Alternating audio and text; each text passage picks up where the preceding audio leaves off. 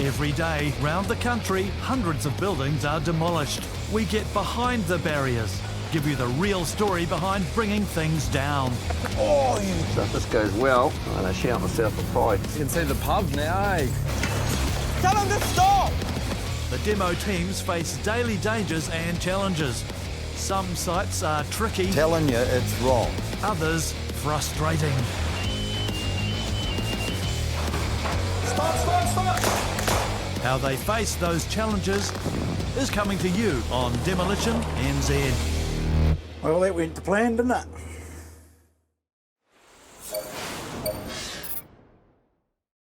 After months of strip out, the hard demolition's about to start at Lancaster Park. The target? The old Tui stand to the south. While Canterbury cranes prepare for the removal job upstairs, downstairs, Matty's got some demolition duties of his own. It's about to go put the breaker on and break these wings off on the Tui stand and start breaking the floor.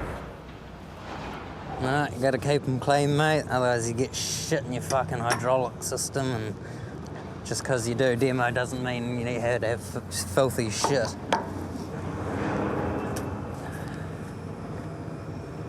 Ugh.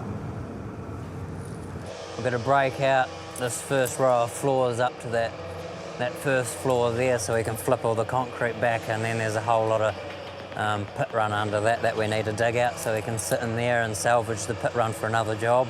A pit run's pretty much just your big boulders that are out of the Waimat or any sort of river, and I believe someone needs it for some other job, so it's reuse and recycling.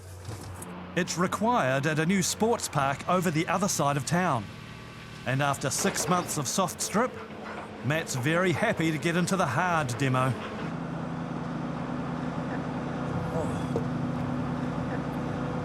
Good coffee? It's got 4 shots in it, so yeah. While work's going full steam down below, Canterbury cranes begin removing the most distinctive part of the Tui stand. We've got to cut these little windbreaks off so we can get to the main beams to take down these signs here. Yeah, so he's got a 2 metre lance that he will stand on the other side of the concrete and just cut down into it once we've got it hooked up.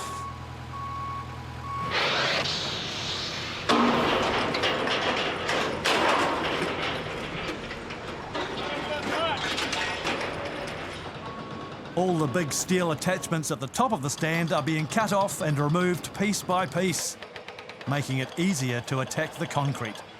The next stage is methodical and far from glamorous. The tons of concrete that made up the Tui stand are smashed up, crushed and removed.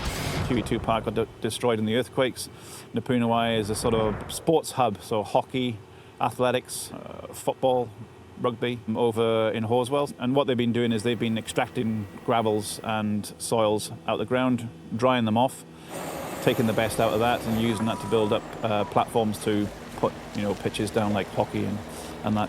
So we've taken out 2,000 cube out of 20,000 cubes, so 18,000 cubes sits under here. It's a good recycling story. Lancaster Park actually going from here to another sports complex for the future generation. So it's quite a cool story.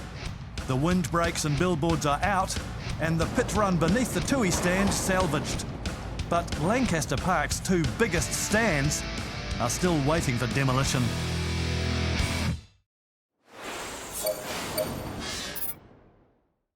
Woodmill in Addington was one of the casualties of Christchurch's devastating earthquakes.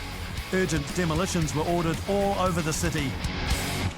The grain silo at the back of the historic Woodmill had to go, but the 2 other main buildings on the site survived. Brazilian builder Sandro Datos and his team are restoring what's left of the old landmarks, which are almost 140 years old. We're here to make this project like a well done, and we want to try bring everything back to what was before. It's been abandoned for approximately, I think, 12 years or so. Several people have tried to do something with the buildings, and I was the structural engineer on several of them. When the last one kind of fell apart, that I would throw my hat in the ring and see if I couldn't get it to work. We're going to make this building come back to life as a focal point over here. Sandro's crew is bringing some South American passion to this project. The hard part about this job is just to make everything look like what they did in the past, but at the same time, that's the coolest thing about it. Because you're working and you keep thinking about it, how they did this 100 years ago. Mike King has asked Jeremy Wood, a former mill worker, to give him a history of the old mill. And we went up with Michael and I told him where everything was on every floor. Jeremy's brought along his photo albums and some original drawings to give the team a sense of the mill's history. There's photographs of 1970, all the machinery on every floor, and they were taken about a week before the mill closed down. And there's some older photographs of the mill, original drawings of the mill, a bit of history of William Dearsley Wood, who started it all off, views of after the earthquake. The history lesson over. Sandro gets straight down to strip out and demolition.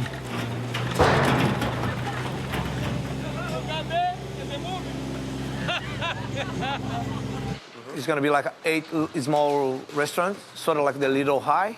Clean up all this, clean all this. And the tier go on the front, and just offices upstairs, and the flats right to the top floor. Jesus Christ, how much money in wood in here. Unbelievable.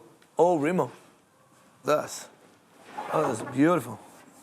It's a beautiful piece of Remo. Look at this. Look at the size of this. Like a 3-4 meter long. Hard to get this stuff in the street anymore. It's no easy to get anymore. So might as well just save it. A little bit of time with the saving stuff, but they're worth it, you know?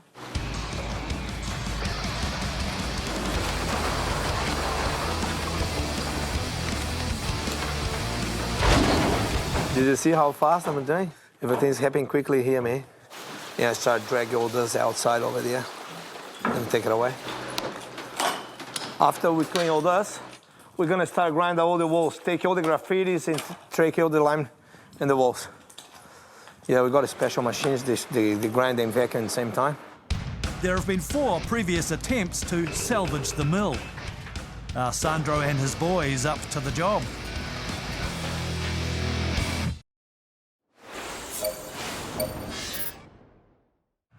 The country's biggest rebuilding site, Tamaki Regeneration Project.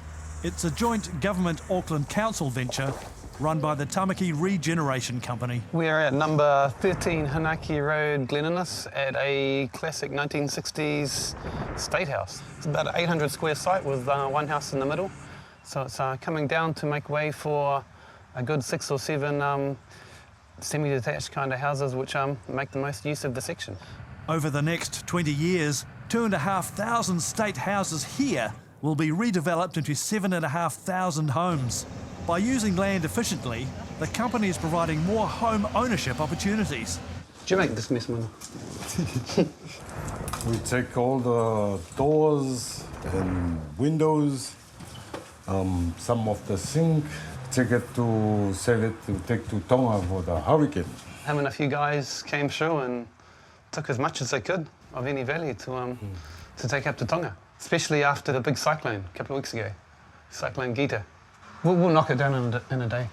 It'll be done today.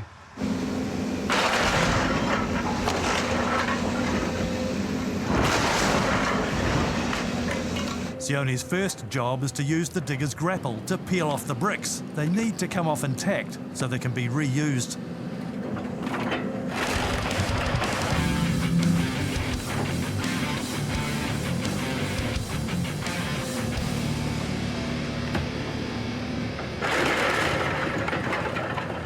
On the northern side over there, there's a live house with people inside, so we've got to watch the noise, watch the dust, and watch the flying debris. Just make sure it all stays safe.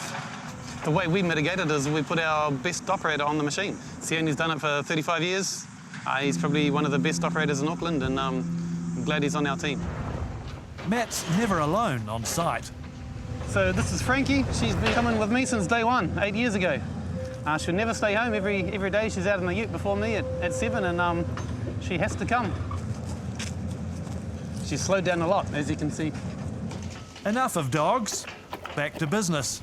So what Sione's doing now is we're loading the 35 cubic bin, which is as big as they come. We're loading that with a digger. We'll load it till its maximum. We should get about, I'd say, 8 or 9 tonne in there. And in a little 3-bedroom state house like this, we'd probably clear this in 2 bins maximum. It takes just 2 hours to bring down the entire house. Biggest issue, is, to be honest, is getting enough trucks. That and his singing is also hard work too. Yeah, my friend. He made us burn. I want us burn. There's plenty more time for Sione to sing. This project will last years.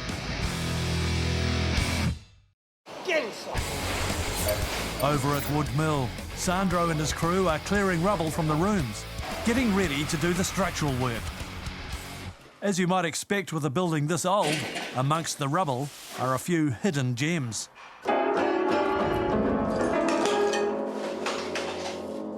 That used to be a good one. Look, they even got safety goggles in here. Nah, you can't see nothing through that. And then something even more unexpected. That's part of history. Which year was that? 1989. I would wear gloves to touch that, man. Yeah, you'd need gloves to touch that. Because look, the pages all stuck together. Oh. Jeez, you're gonna take that to the office. Alan, got a little gift for you. With the laughs out of the way, it's time to get into some hard yakka. There's a big push on site to save and reuse as much of the old mill as possible in order to keep things authentic. Just some flooring where we can rip in like that one, so we can replace in the next building. Because we try to find the same stuff. We do like the new sort of frames underneath, and got a joist hangers, everything prepared, a new flooring, and we're gonna put like the old ceilings to make everything's the new stuff disappear and keep everything's look old for character the building. Everything you guys got and you guys have exactly like the old school wood. Yeah. Keep exactly the same. Don't touch anything. The only thing you guys take it off was the new stuff being put before. For part of the brick wall, what's happening here, we try like 3 or 4 options to get this brick walls clean, because we have like so many graffitis around everywhere. We got these special grinding vacuums to vacuum all this. We want to keep it with the looking like industrial looking, and we keep like a little bit with the painting part of the character with the building. So we're gonna keep it exactly like this. But when the builders return the next day, they discover all they've done is create a blank canvas for more tagging. Bit of a mission to keep all the vandals away, really. We've already grinded all the concrete down, and then they come back in the weekend and graffiti it again, so pain in the ass. What's the point? We've just been worked so hard in here and just take all the graffitis that already been done before, and now we just need to go back and just clean it up again. If they want to do some art, you know, I think the city council ought to provide some space for they do the art. I think they don't need to come in someone else's property and start messing around, because what's the point? Sandro and Mike have just 2 months to finish the building if they're to meet their fast approaching deadline. You a bit nervous? Nah, of course not, mate. I was born ready.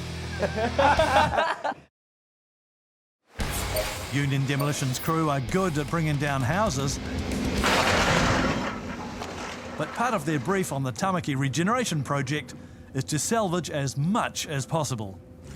A lot of that material, timber and bricks in particular, is being reused in the 7,500 homes that are being built. We have a bin full of native tawa timber. So it's from an old state house. Even though it's really common, it doesn't mean it's easy to get up. We've got to wet it, let it soak, cut the walls out, then lift it one by one with the floor lifters. Far too good to go to the tip. So the use of this stuff here, it will go back to Tamaki to be relayed in some of the houses that they're relocating to big sites. So this will all stay on this project and be relayed again. It can be tricky to remove without damaging the timber. You can see here, this is the problem we get because it's so dry. Snap the end of the board and it's just rubbish. No reuse for that. Yeah, it takes a lot of skill and a lot of time, and probably we'd get 3/4 of it if we do well. 3/4. And I'd say they'd have about 80% today, so That's a really good effort. This being tile, we'll sell it back to Tamaki for $8 a metre, and they'll relay it in the new state houses. To do the job properly, they have to wet the floorboards first. This one is too dry. So we need to, if we leave it overnight tonight, sometimes we wet it for a couple nights and leave it, or 3 nights and we leave it. And when it's dry, you can see the floor is pop up by itself. When the sun is hitting the floor is coming up.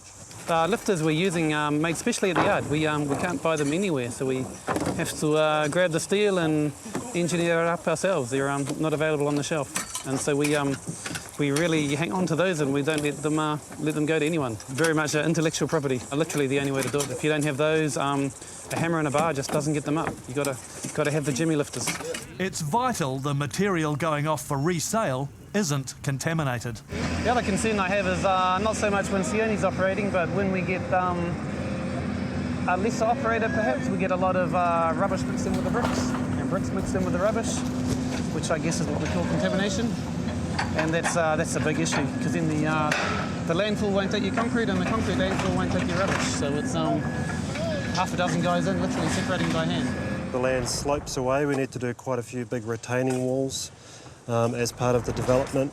And so what we thought we would trial is filling gabion baskets, which are commonly used as retaining walls, with the bricks that are being taken down from these houses, and see how that might work and how that might look as retaining walls in the completed housing development. It's an ongoing job. Many more houses need to come down. The Woodmill crew have started restoring the brickwork on the old building, and someone very interesting has turned up. Well, we were just struggling to find some bricks to match some of the bricks on this building, and I went to the usual places. I had no luck at all. And Bruce at the pump house said to me, "Oh, I've got a guy, Simon, he's a bit of a hoarder. Try him, you might get lucky." And I went round there, and yeah, he is a hoarder.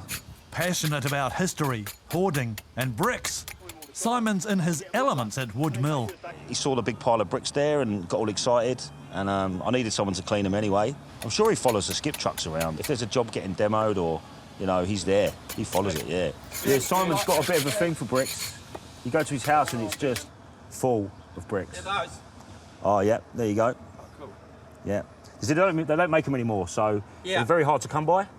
And luckily for us, Simon's a bit of a brick hoarder. He loves it, don't you, mate? Exactly. Yeah, he loves it.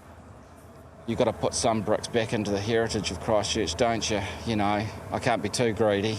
Very hard bricks to get. No one had them in Christchurch. I was the only one. Unbelievable, because I've done a job 25 years ago and I had a whole pallet of them at home. He's there. He cleans them up and he stores them. Loves it. I am a professional when it comes to bricks. End of story. Simon brought in the tapered bricks for the job from his extensive collection at home.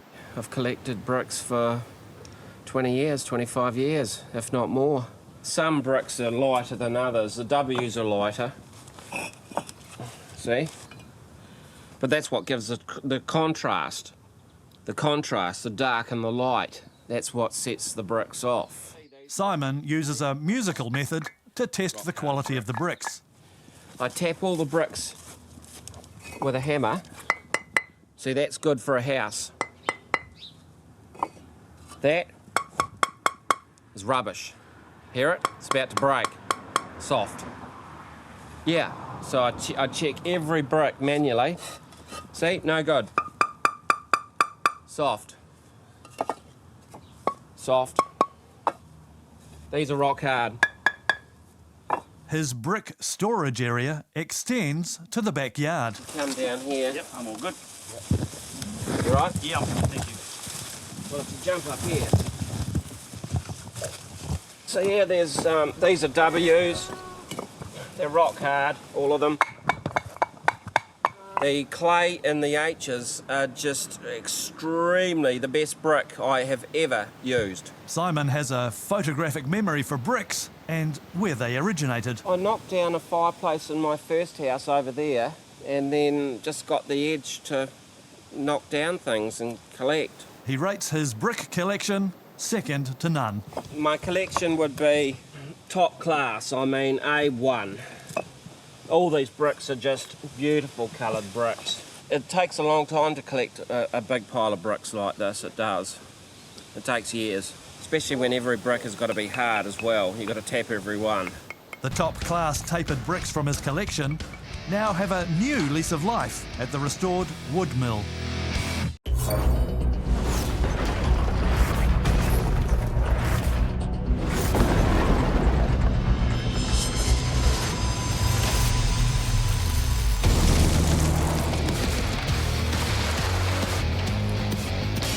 Every day, round the country, hundreds of buildings are demolished. We get behind the barriers, give you the real story behind bringing things down.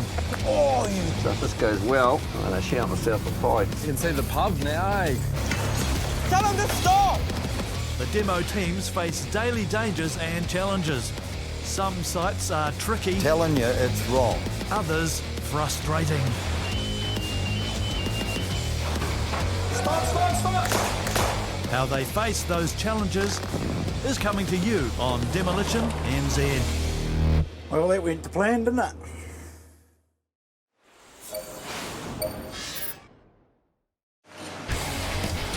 A familiar team fresh from Ellerslie Stables.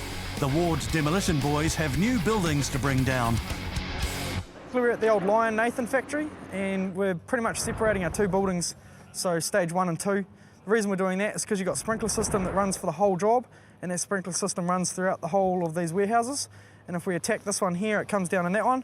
So that's why we're going to split the building, and then we know the guys are going to be safe to work in that side while we're working on that side, which is sort of what we're going to do in the next hour or so, with a bit of luck.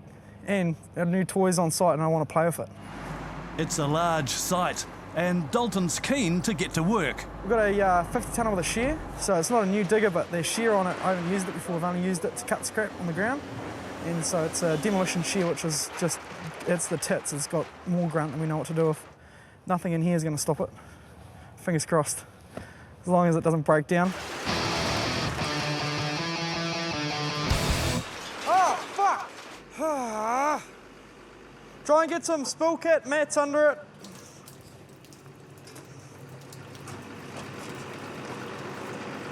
What's happening? We're just blowing a hose. Just one of the seals that are on the top of the ram. Bit of a pain.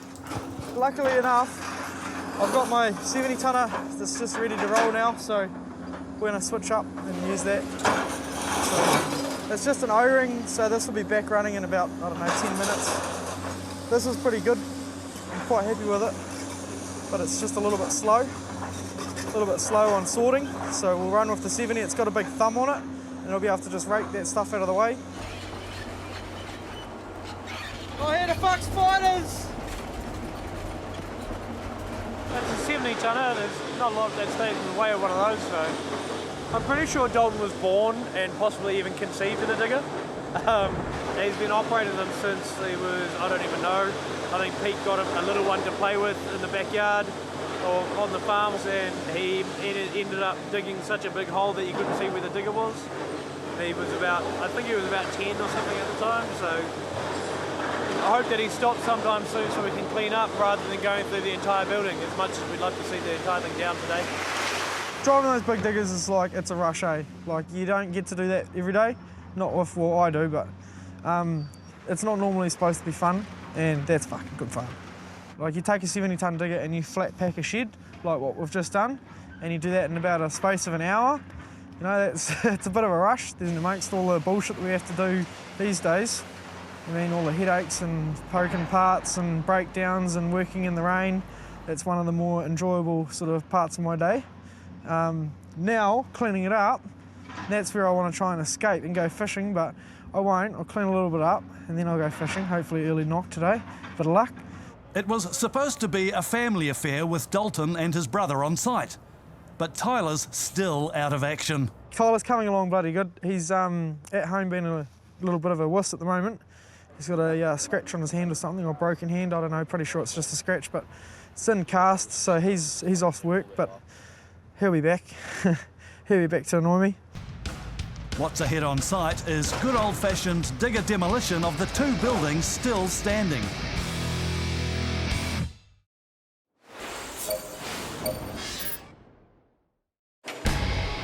Like most demolition sites around the country, the Commerce Street demolition in Auckland is a great source of recycled materials.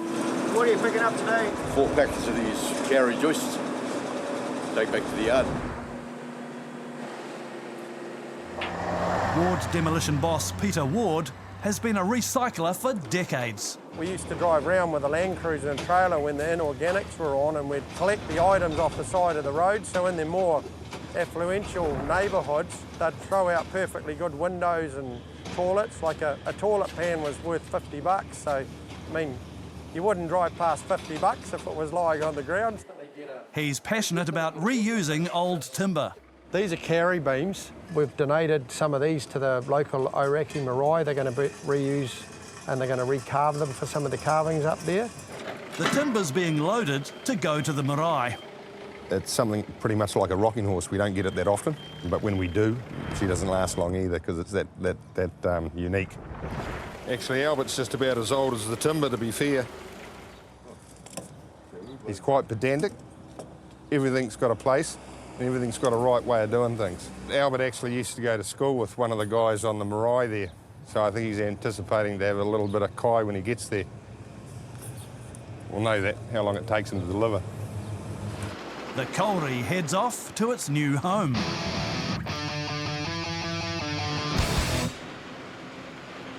As they say, it's easier to spend an hour loading it properly where you are than 3 or 4 hours on the side of the road trying to pick it up. So I used to play up here when I was a little lout.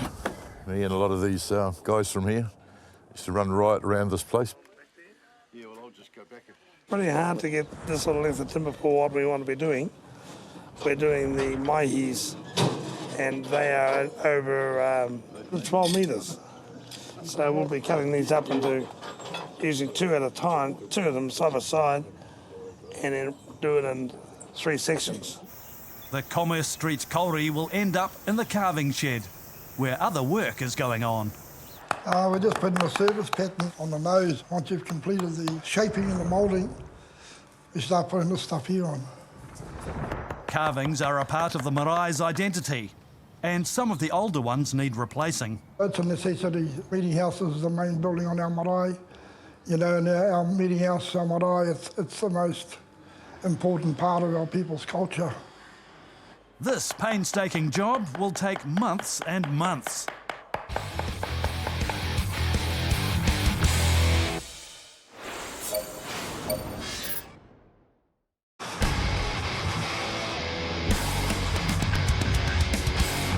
A demolition with a difference. In this shed is the hull of a multi-million-dollar super yacht. The luxury vessel belonged to a failed yacht building company called Sensation Yachts. Property developers took it over and are clearing the land for an industrial development. Ward Demolition's got the job, and as part of the salvage, the company's boss, Peter, is now the owner of a near ocean-going yacht. His plan is to sell it and get extra profit from the demolition. Just creating a safe walk so potential buyers can walk along and have a viewing platform so they don't fall down into the hull of the boat. Yeah, I could really picture myself out here with a couple of cold beers, thinking about putting a fishing rod over the back.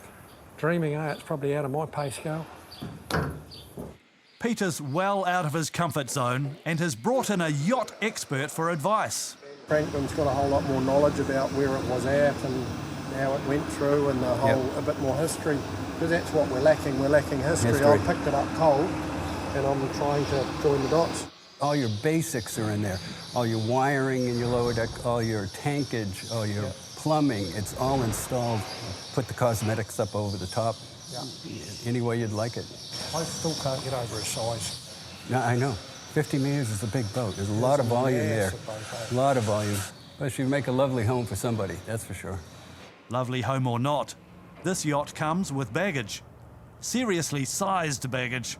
I lost way more sleep over moving this than I did about wrecking the building. Yeah. What sort of buyer is this going to appeal to? They're very private individuals that love boating, love yachting, but special ones that love a project, love something that they can put their heart and soul in. All they've got to do is put the interior touch that they want in a boat. Frank estimates so far more than 200,000 man-hours have gone into the planning and building of the yacht. What do you think they spent to wear the three pieces that I've got now as ballpark? On this particular project, because there were two other hulls being built at the same I know, time. and unfortunately, we drove the digger through those. Yeah, that's a shame. Which is it's quite sad. But I mean, you've got close to, $20 million in all these projects. 12 million, 15 million in this one structure alone. when the diggers went through the hulls, I was out of the country anyway. Yeah, it's something I wouldn't want to see. The yacht is currently in two sections, the hull and the upper deck. It could be dismantled and sold in pieces, but Peter's hoping to sell it as is. It'd be a good buy if you can pick this up for $1 million, $2 million. You're way ahead of the game. Probably $15 million in New Zealand to get to this stage. Peter's taken a calculated risk to rescue the yacht. Will it pay off? Or has he sunk his money? First light at the old Lion bottling plant, and a face better known on southern sites is joining them. Ollie, son of Southern Demolition boss Alan Edge, is now part of the ward team. He's quite similar to me. Like when I was a young fellow, I had a big argument with my old man and spat the dummy and left. And so Ollie's done the same as me, and I mean, we get along real well. He's got quite a good operating style and whatnot, and he's a lot of fun. He's good to have on site. We've sort of come up with a nickname, Petal, so because he's so precious. It's alright, it's different, away from home, but it's not bad, can't complain. As the sun comes up, Dalton's having a tough time keeping the boys under control. So let's get it all back that way. Just get a lot of light gauge out first, and then we'll attack the steel. AJ! Do you want to come and join in? It's like he's talking to one of the managers.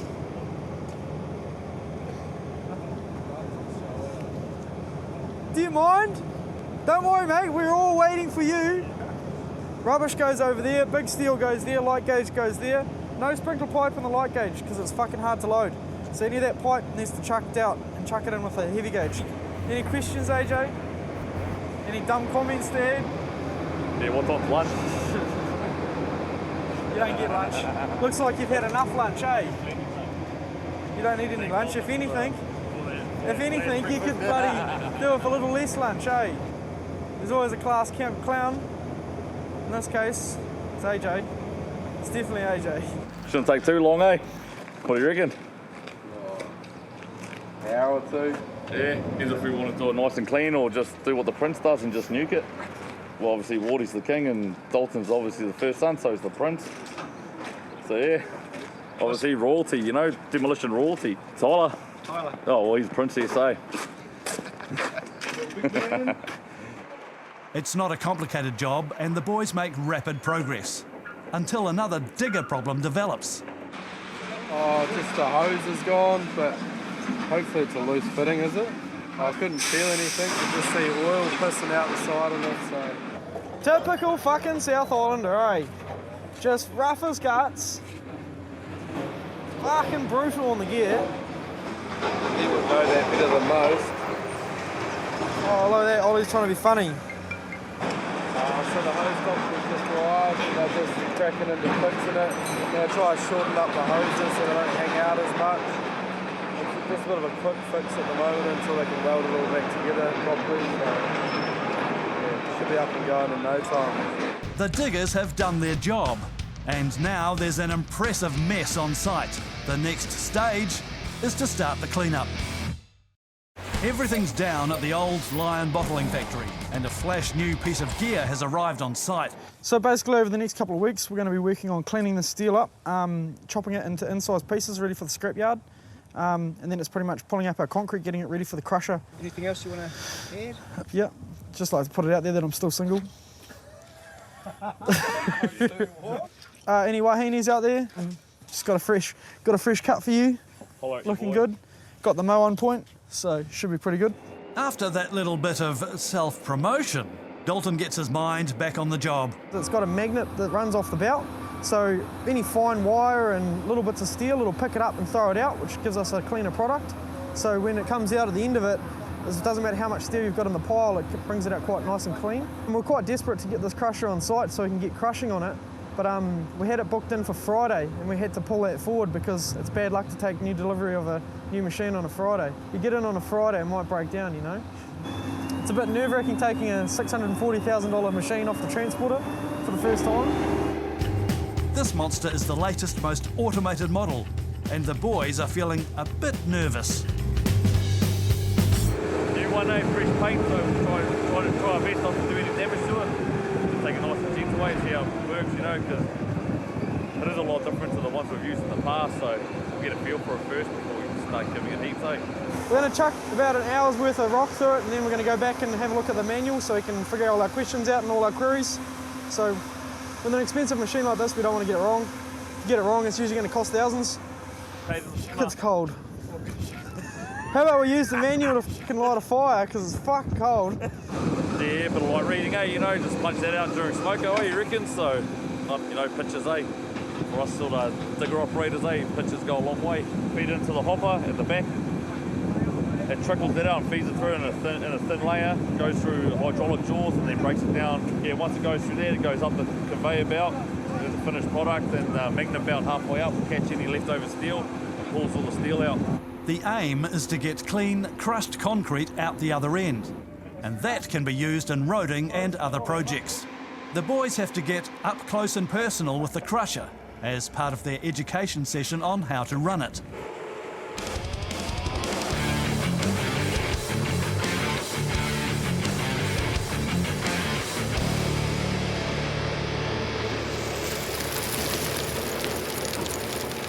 Nice and smooth.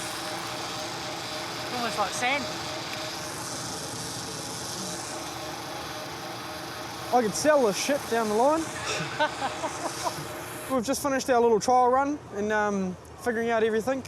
Figured out what questions we want to answer and know. So in the next couple of days it'll be just a matter of going through and working out what it does and what it can't do. It'll be good to jam it up because I want to see how it unjams itself. So, but I mean, it'll be a test for AJ to try and jam it. I don't tell Peter that. And the last parts of the old Lion bottling factory are reduced to gravel and dust. An incredible 90% of the material on this site will be recycled.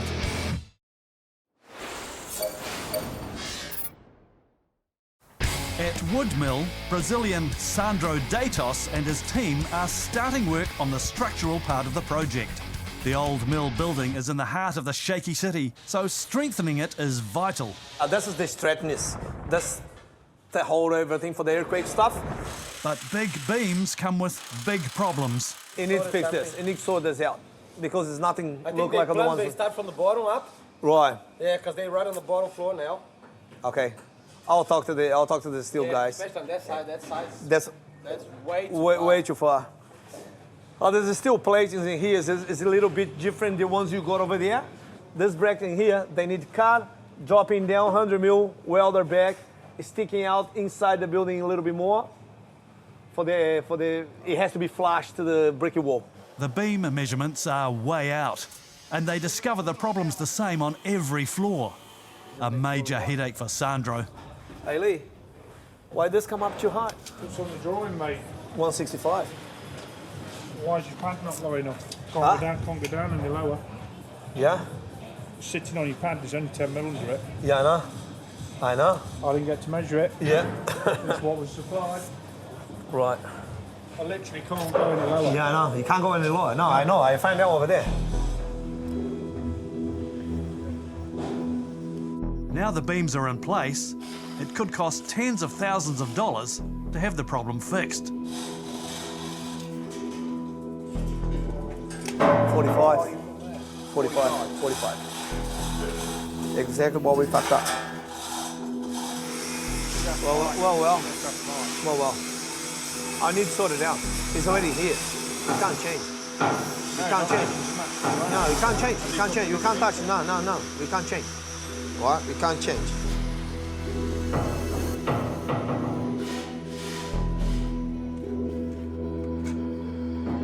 As Sandro ponders his next move, one of the team has a brainwave. Unless you make a feed through the roof.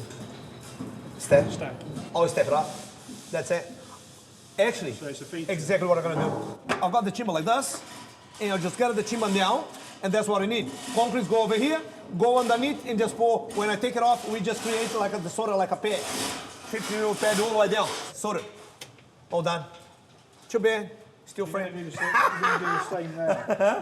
What I'm gonna do, I'm gonna create a plates. They're gonna sit right here, right? And I'm gonna adjust to the steel. So when we pour the concrete is gonna come to 165.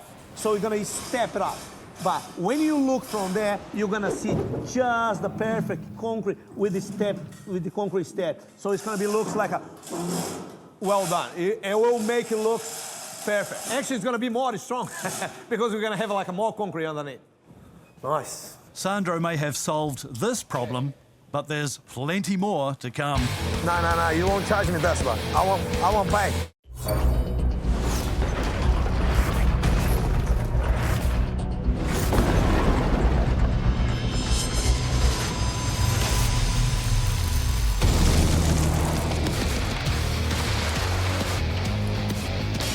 Every day, round the country, hundreds of buildings are demolished.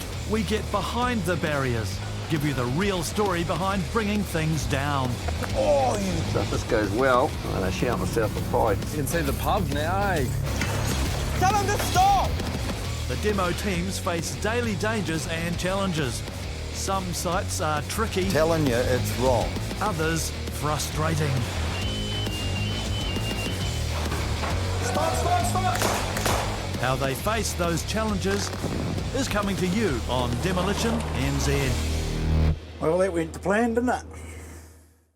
On the Demolition NZ at Christchurch's Woodmill, things are well and truly on target. I think they're getting the message now. It's the end of the line for a Whangarei fertiliser factory, and things get tense during a crucial concrete pour. I'm not gonna pay. Don't send me the bill. I don't pay.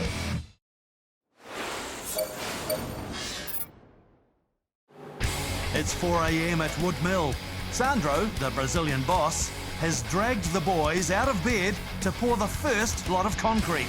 Oh, he's gonna pour the bottom floor today, and we've been smashed this. We start Monday, prepare all the floors and stuff, so we got like everything's pretty much done. They're racing against time to modernise the inside of the old mill, which dates back to the 19th century. The pour's already off to a rough start. They're gonna touch the fucking scaffold. One thing we guys need to know, this window's been finished, been painting. Okay. We just need to cover it up with something. Get a drop sheet in the back there, over there then. So this morning we're pumping concrete into a heated floor here at this, looks like an old heritage building in that. So there's 30 cubes, so roughly probably about 10 trucks. They roughly hold anything here from 4.8 to about 6. When the trucks arrive, it's down to business.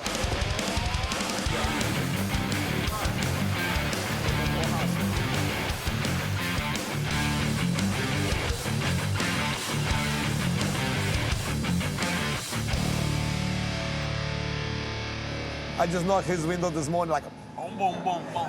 Come on, Brando, go to work. What the fuck's going on? Who's died? What's happened? 4 o'clock in the morning. It looks beautiful. So happy, exciting. Yeah, come up nice. But Sandro may have spoken too soon. Just get a bit of a big stone come through and get blocked in the pipe.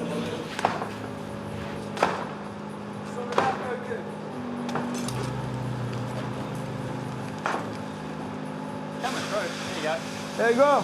Yeah, that's how you do it. Turns out it was only a temporary fix. And now Sandro's losing his patience. What happened with the bloody concrete? Skip fucking saying dry as shit. I'll ring him up and say you cost me now. They've been sending big trucks and they sit outside and the concrete's come to dry and just try to put in water. So they make two water in, so they send the truck back and just send another one. It's too dry, it won't go through the pump, won't go through the hoses, causes issues, so we send it away. Sandro's in for a nasty surprise. You don't have any chance to tell me they're going to sit outside for half an hour. That's bullshit. That's not true. That's not true. The trucks come in here and just go straight away to the pump and just go out. No one's been sitting over there for half an hour. People just call me now and they say the trucks being sitting outside and wait for us for 45 minutes because we know already. We've been waiting for them. Don't come with the attitude. That's not gonna happen. I don't pay. I just tell Trader on the phone, I don't pay. I'm not gonna pay. Don't send me the bill. I don't pay. Look how much space we got here. We got a plenty space for trucks. We got everything. We've been waiting for them. They don't been waiting for us. We've been waiting for them. That's the truth. Look the room. Yeah. Look the room you got. Yeah, I know. Do you want more room than this? Well, obviously they do. In spite of Sandro's protests about concrete quality and trucks sitting around, the final pour wasn't as difficult as he feared. The concrete flowed nicely through the portable pipes, and there was more than enough of it. Sandro's happy with his new floor, and now is looking ahead to the next pour. We managed to get through. We got a job complete. What time now? So let me check. It's like 9 o'clock. Done. Just the boys gonna finish it off, just the place in polish, and we're done. So happy days. But his troubles aren't behind him just yet. Stop, stop, stop!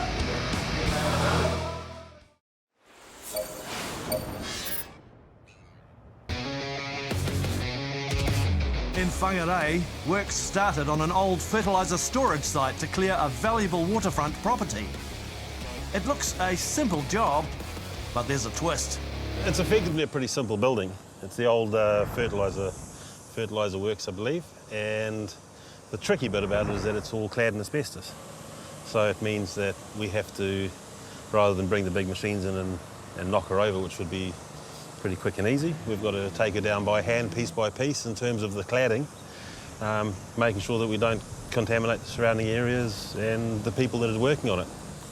Once used as a fire retardant in building materials, asbestos can be deadly if it lodges in the lungs. That's why the workers are heavily masked and suited. We've got to use ABC, which is an asbestos-containing paint, basically PVC paint, to seal the top of it before we remove it, and we use water to keep the dust down. It is able to give off some particles, but this roof is actually, although it looks rough, it's pretty stable. They do get worse than this. We've got monitoring throughout the site and we haven't had any negative results. The sheets with asbestos are coming off easily, but the site has other dangers as well. The fertiliser is obviously some form of an oxidising agent, so the steel inside is quite rusted. The buildings are almost 70 years old, well past their use-by dates. 12 crew are on the job, some demolishing, others removing asbestos. So long as you've got the right controls in place and trained people doing the work, it's not massively dangerous. Asbestos is probably the biggest danger on site, and it's just a case of wearing the right equipment, having the guys trained and supervised correctly, and not being cowboys, making sure you've got everything in place that you need to for asbestos. And there's a couple of other things to keep an eye on too. Our machines will come in and take it down quite easily. We've got to make sure that we're not contaminating the water, so we've got to put sediment controls in place, because we're right on the water over here, and we've got a main road, so making sure that traffic management's in place. Do you get a bit of a kick out of knocking things down like this? Oh, hell yeah.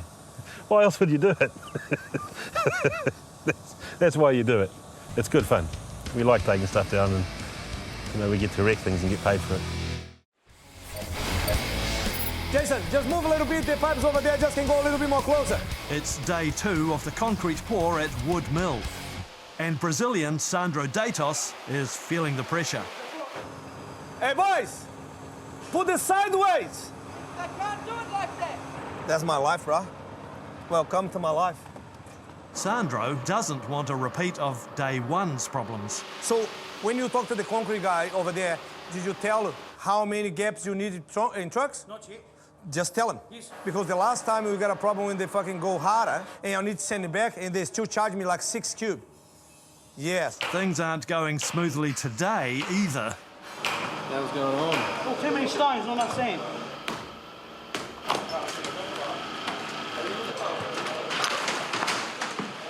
Started. I'm assuming it's need to flow faster than that. Yeah, you'd hope.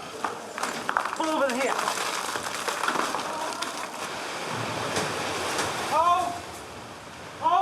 Stop, stop, stop!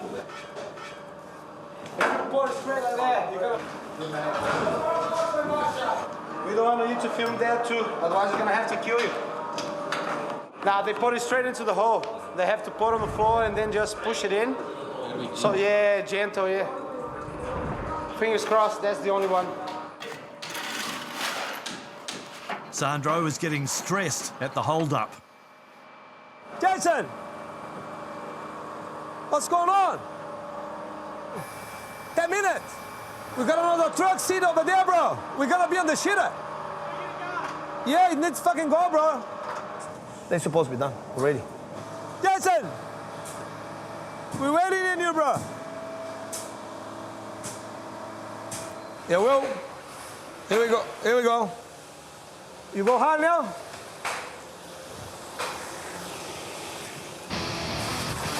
Vamos lá, Douglas.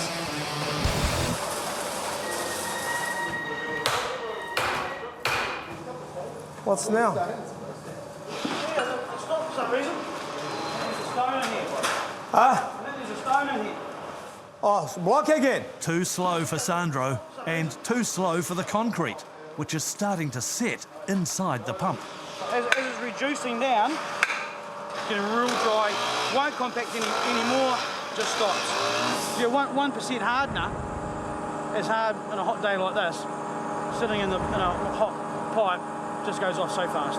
Things happen, man, you know. But we're gonna get it done. Once again, it's been a stressful day, but finished smoothly as the floors took shape. Oh man, big day, bro. Oh, real big day. We don't expect the worst of this. That's the worst we can have. With his blood pressure dropping by the minute, a smiling Sandro went home happy that everything had turned out all right in the end. In Whangarei, they're down to the nitty-gritty of the demolition. A digger, specially equipped with giant cutters, is nipping away at the old fertiliser shed that's been cleared of asbestos. It's going well. We're really at the beginning of the demo, really, for us. So far, it's just been asbestos removal, which we've just about completed. In terms of the rest of the job, it's just about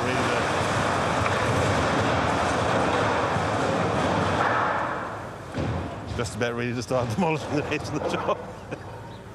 And we'll get that as he goes. Each stage will come down bit by bit, the same way as that.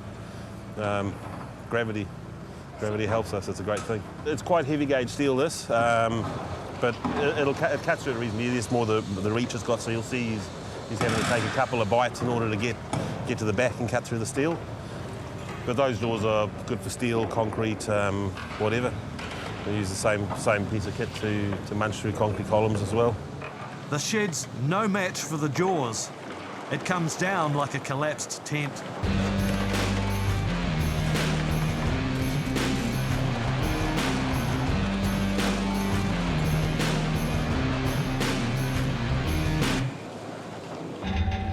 There's been a hiccup on site. Neighbours have raised the alarm, thinking asbestos-bearing dust has drifted across the road onto their property.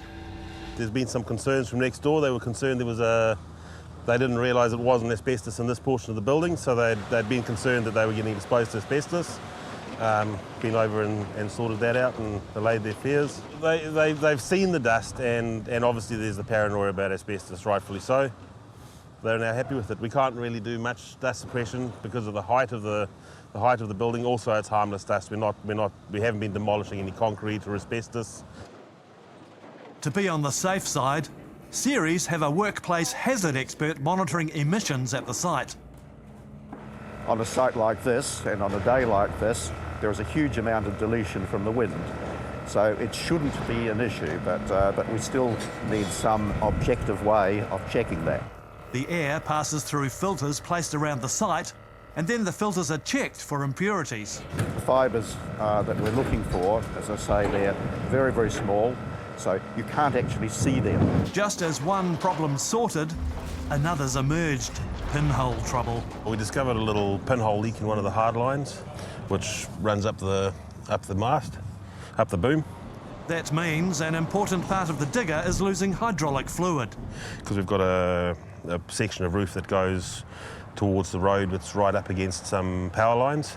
So we've got to have the machine up and running for that. Extraordinary amount of breakdowns from the fertiliser. It's extremely corrosive.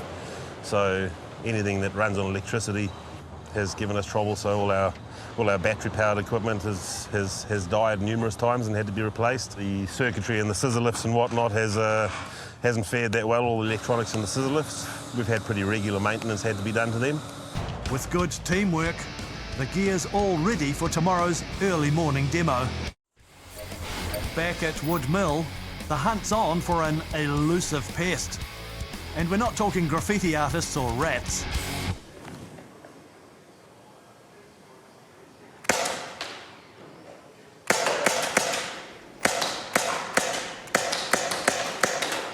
Perching pigeons are a constant problem. You look around, it's pigeon poop everywhere. And once it's dry, the bacteria from there, it's like really harmful. After I spent a whole day scraping pigeon poop from the floors, I just couldn't put up with them anymore. Igor Datos has been seconded from building duties to become a gun-toting pigeon vigilante. Not just shooting them for fun. And a fast way of death, like not suffering or anything. Because at the same time, you don't want to be cruel with the animals. It's a bad thing to do, to kill animals, but at the same time, it's necessary. I think they're getting the message now because you don't see many of them around anymore. I think they're too scared to come back. Maybe not. Look over there, there's two trying to come back. Can you see them? Stealth and stalking is required. They know around 4:30, 5 o'clock when we finish working and start packing all the tools.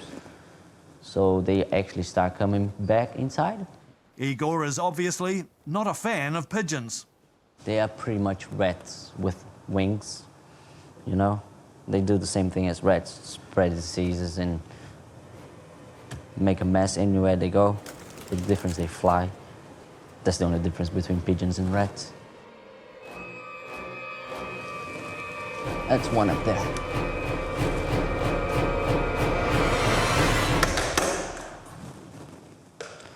What a bad time to run out of pellets. But not all creatures are regarded as pests here. In fact, one is very welcome. Hey? You're a big boy. Hey?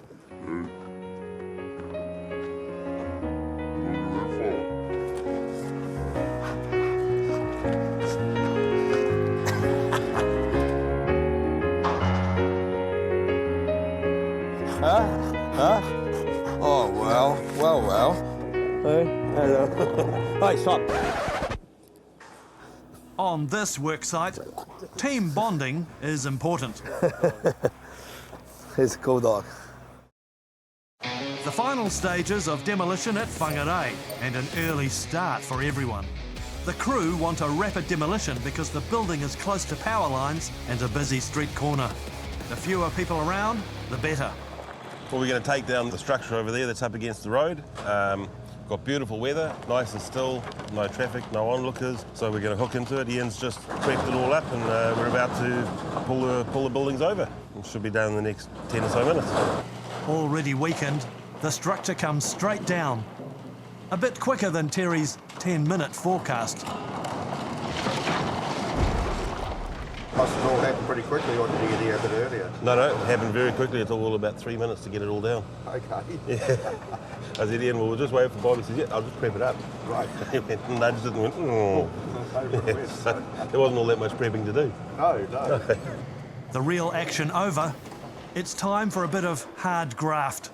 Getting these last couple of structures down, processing the materials, the wood's all getting scrapped, all the steel gets recycled, and the last bit of concrete gets recycled as well.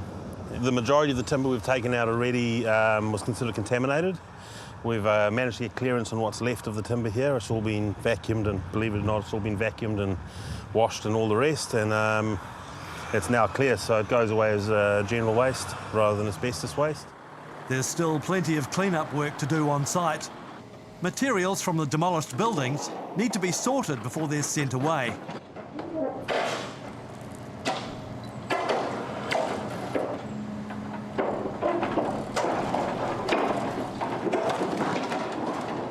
But this is a tough site for the gear. The latest problem is the digger arm. And Terry's called us out to replace, well, to get rid of this bore valve because this is a hydraulic bore valve and it's supposed to be tight. But as you can see, it's just sloppy as anything, so the bore valve's actually failed. And he just requested that we remove the bore valve. They just have them there so that you can turn the pressure on and off when you're replacing your attachments. But they just want to have it plumbed up all the time, so we'll just take that bore valve out for them. All good on the hood. Fraser's not the only one in the hood. Now a council inspector is here. We had about a foot of water there the following day with no rain coming through after it had all been dried out completely, so I think we've got a lot of groundwater. Terry and his team don't want contaminants getting onto the nearby waterfront. Well, it doesn't go, interestingly, it doesn't seem to go down with the tide. When the tide goes down, it comes up with the tide, but then it sits.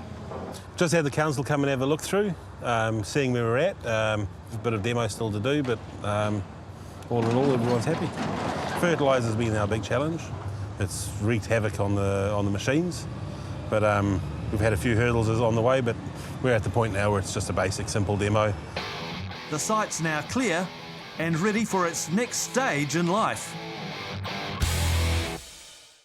Over the series, we've brought you the inside story of demolition, showing you what happens behind the barriers.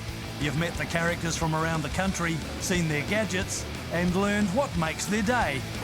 It's just not easy, collecting that amount of bricks. It's been fun. Hello. And dramatic. But it's all wrong. I'm telling you, it's wrong. The jobs just keep on coming. There'll always be more demolition in NZ.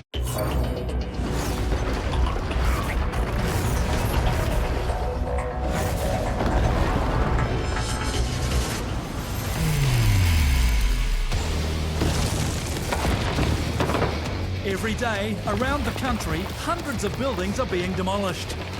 We get behind the barriers, give you the real story behind bringing things down. It's going to be unreal, mate. Too easy. Bonfire. I like it when a plan goes well. The demo teams face daily dangers and challenges. Some sites are tricky. Not everything goes to plan. Others frustrating. This is going to give us a bit of a headache. Let the old heart go into the mouth. How they face those challenges is coming to you on Demolition NZ. I'm pumped, mate. I'm actually pumped, eh? In this episode, the last days of Lancaster Park and an unexpected guest. Challenges as an old Auckland foundry makes a big mess. Try and get a bit more control on it. And in Gore, a lucky find. Oh man, look at that pot plant.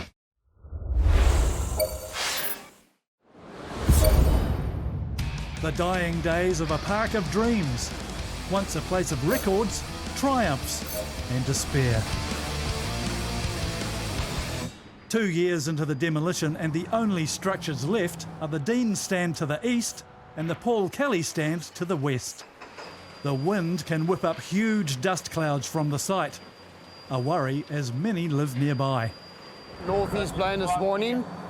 That allows us to work on the Dean stand. If it changes over to the southwest, then we can always go onto the Paul Kelly stand, reducing it, going over the boundary. Today, the high-reach diggers are eating into the bays and leaving just the columns. At 30 tonnes each, a lot can go wrong. The columns have to be carefully toppled. Freed bay 2 and 3 with the concrete floors. We're starting on 5 and 6 now at the moment. Once we've done 5 and 6, then we'll go back to the beginning to bay 2. We'll start breaking up the concrete columns, and then we can proceed to drop in the bays from there. On the one side we have one 50-tonner, the other side we have another 50-tonner. We undermine the concrete columns, and then we push it over. First up, column 2.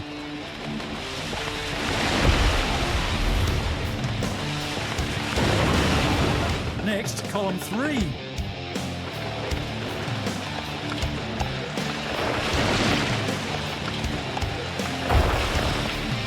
One more, Tony, one more. Then, column 4.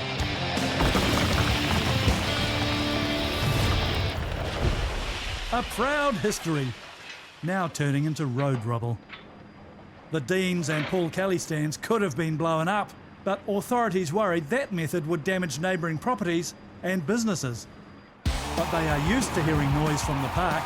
It's hosted some famous names and games from the time it was first established back in 1882. It became one of the country's most famous sporting grounds and was home to the Canterbury and Crusaders rugby teams. Concerts and other entertainment were also held there. All that ended with the Canterbury 2011 earthquake.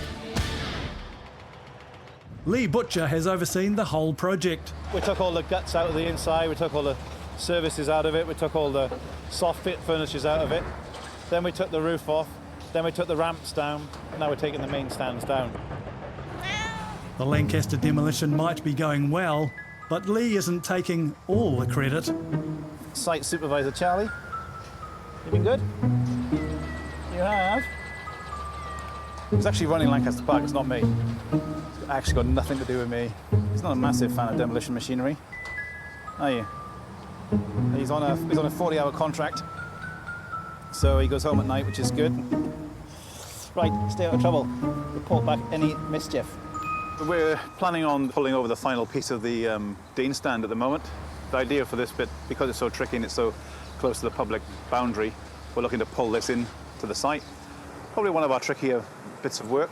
So we've got one machine pulling, one machine pushing, and then we'll have a third machine doing some chewing away and weakening the structure. If things go wrong, thousands of tons of lethal concrete could crash on a digger roof below, or over the fence, and onto the street. So we don't want the machines in working away at the bottom of the concrete columns. So that's why we've put the wire rope on. And instead of actually hammering away at the bottom, we're just going to use brute force and pull and push. It sounds good in theory, but will it work?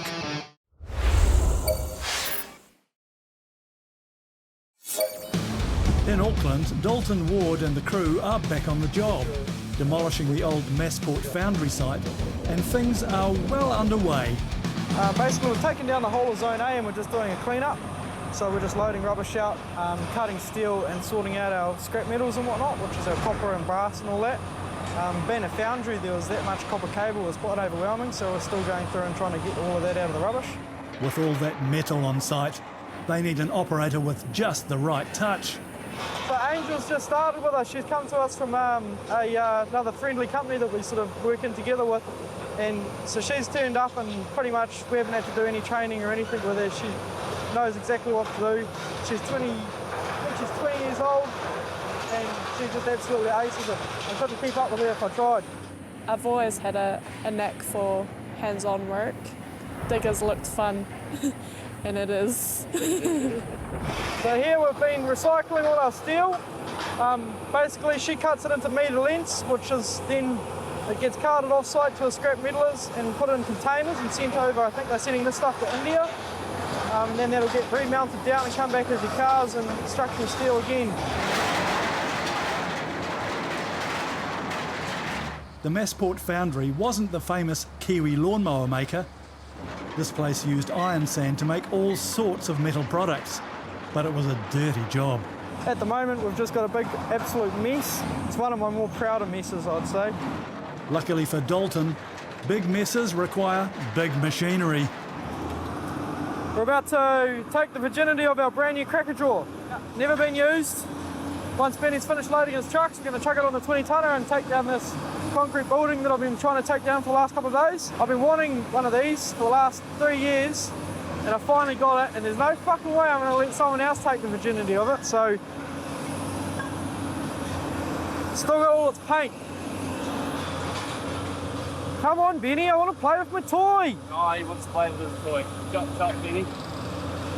It's got 230 tonne of pressure on the tip, so, but there's a bit of teething problems to go through first, as you get with every machine, but that's why we're trying to put it together now and have a test. Originally an Atlas Cockco. Atlas Cockco have rebranded their attachments to Epiroc, and as far as I'm concerned, Atlas Cockco are the best in the business for what we do. But yeah, no, I'm pretty excited.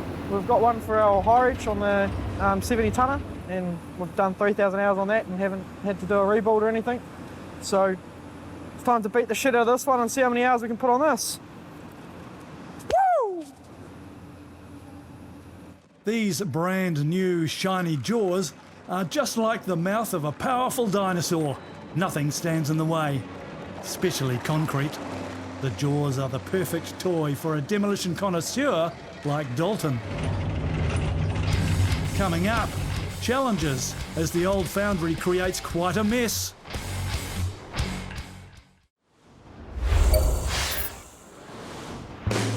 Southland-based Demolition World have travelled up to Gore, where the District Council's ageing administration building is being gutted and refurbished.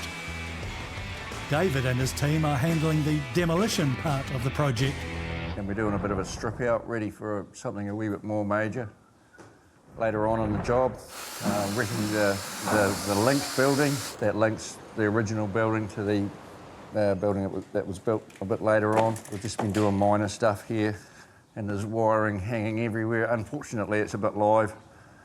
We've been testing a few with the power testers, but we really need an electrician on site. Like for Gore, it's a big project. There's a lot of money involved, refurbishing and extending this building and making it the way they want it, obviously. So we're just waiting on the asbestos fellas to get their job done and give us a clearance. We've saved a bit of wood, nothing very fantastic, just a bit of 4x2 and 6x2. The wife can have a go at selling that back at the yard. You're going to pull the ceiling down any old minute. I want someone down here to be a lookout, please. Make sure no one walks through. That's the one, Terry. We're just wrecking a bit of ceiling rather than erect a scaffold and painstakingly and awkwardly get it down. We decided just to, we made up some Kiwi ingenuity here, a couple of scaffold poles taped together, and you can just reach out and do the magic. Righto. David's son, Luke, is part of the crew. What's that light above your head, Luke?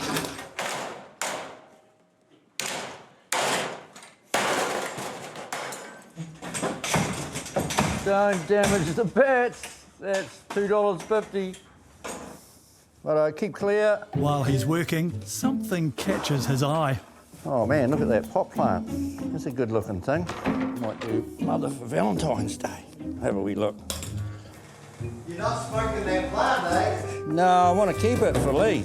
Valentine's Day, man. Oh, yeah. Hopefully want the base to go. What? It won't break.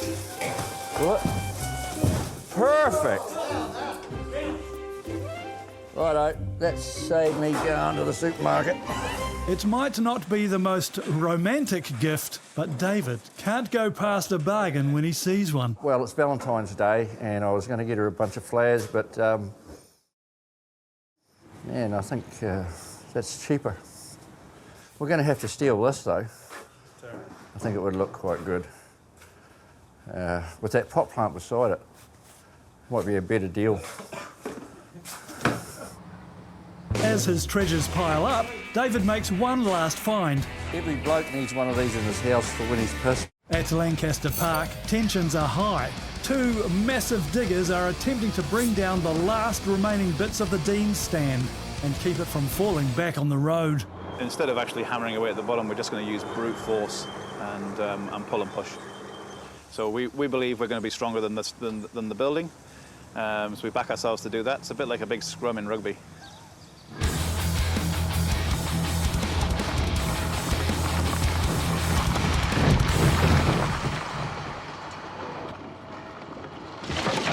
My blood pressure was probably up pretty hard. We've actually broken a pin on the machine just moving it. So we heard that go, so we weren't sure if the machine was going to hold out. So I mean, everybody was very, very cautious and watching the machine to make sure that no further damage was going to happen. And that's it for the day. I think the boys have put a fairly decent shift in. A couple of these frames probably Monday, and then Tuesday we'll go over and deal to the very last piece, which is at the far end there. 2.5 months of processing it all up, and we're done. But yeah, come Tuesday, Lancaster Park comes off the skyline, and really, I suppose it's job done from that sort of point of view, which will be an emotional day. The strongest part of the Paul Kelly stand will be the next to go. And the crew have the feeling the last bit of Lancaster Park will be the toughest. It's as high as a 10-storey building, and Southern Demolition have brought in some of the tallest wrecking machines in the country. Ollie Edge is in the driver's seat. Just filling it up with hydraulic oil, get the levels up, and then once we get this done, we'll start taking down the last of that lift shaft, free up that column, and we'll be away. And there's a new apprentice on site. It's Rosie. Got a company, you know, while sitting in the digger. Yeah, it can be a bit lonely singing to yourself sometimes. It's a bit boring. Does Rosie like the radio? Yeah, she barks along with me. Come on, Rosie.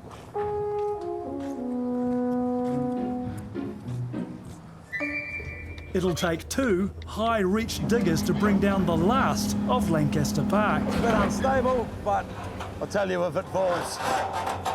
They take a lot of moving, so you rely on it being strong. This is the last one out of probably 35, 40, but this one is the heaviest. Made a lot of steel in this one, plus a lift shaft right next to it. The 2 drivers will have to work together if they don't want a deconstruction disaster. I think you might find this is going to give us a bit of a headache. I think it's going to be a problem. I'm going to have to go up on it now and get weight on it going that way. Nah, fuck that. I'm hooked onto it. You're not pushing that way, you're holding it against me, if anything. No, I'll push it. You want me to push it that way? No, I'll push it back towards me. Because I'm going to have to pull on that steel beam the whole pull on that. So do you want me to push against it so when you pull it's not coming at you? No, I'd rather you sit on the other side so if I'm holding on to it, it doesn't go. You know what I mean? I can always stop it from coming my way. I can't stop it from going the other way. Plenty of thought has gone into how to bring down the 45-metre high Paul Kelly stand. But will there be high drama? Bringing down the rugged old Massport Foundry building is proving quite a challenge. So Dalton Ward is lining up his weapons.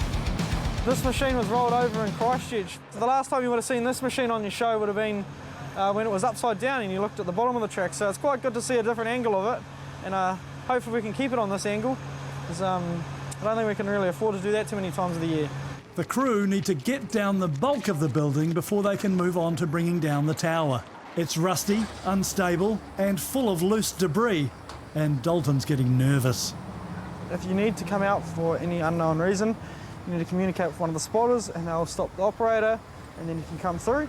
If we're halfway through the demolition, unless it is a fucking emergency, you're not coming through. You're going to wait until whatever is hanging up is down. Sorry, what is a drop zone? It's currently the area in which debris It's the are area where falling. people get dropped if they try to walk into it. Okay. On a site full of scrap and half-demolished structures, for the sake of his digger, Dalton will have to be very careful as he starts the big demolition. As the building comes down, the legacy of decades of metalwork rises up.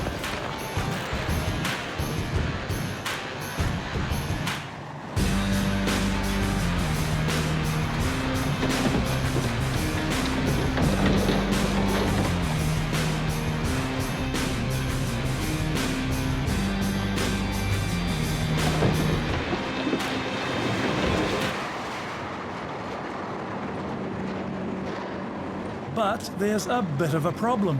The I-beams and that were just that big and that solid that wouldn't move, so we had to start pulling the legs out of it, which was always our backup plan, but not our sort of plan A. We had a little bit of dust problem, trying to control the dust, so we've decided to shut down instead of doing the last piece we've got here behind me today. We're going to try and do that another day. We're going to get in there and wash it all out and try and get a bit more control on it. Because the last thing we want is council turning up and with dust complaints because it's leaving the site. Basically our plan forward now is clean all this mess up that we've made, which is looking pretty daunting right now.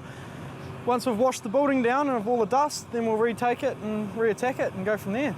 Dealing with a mini storm of foundry dust has slowed progress more than planned. Bringing down the unstable old tower will have to wait for another day.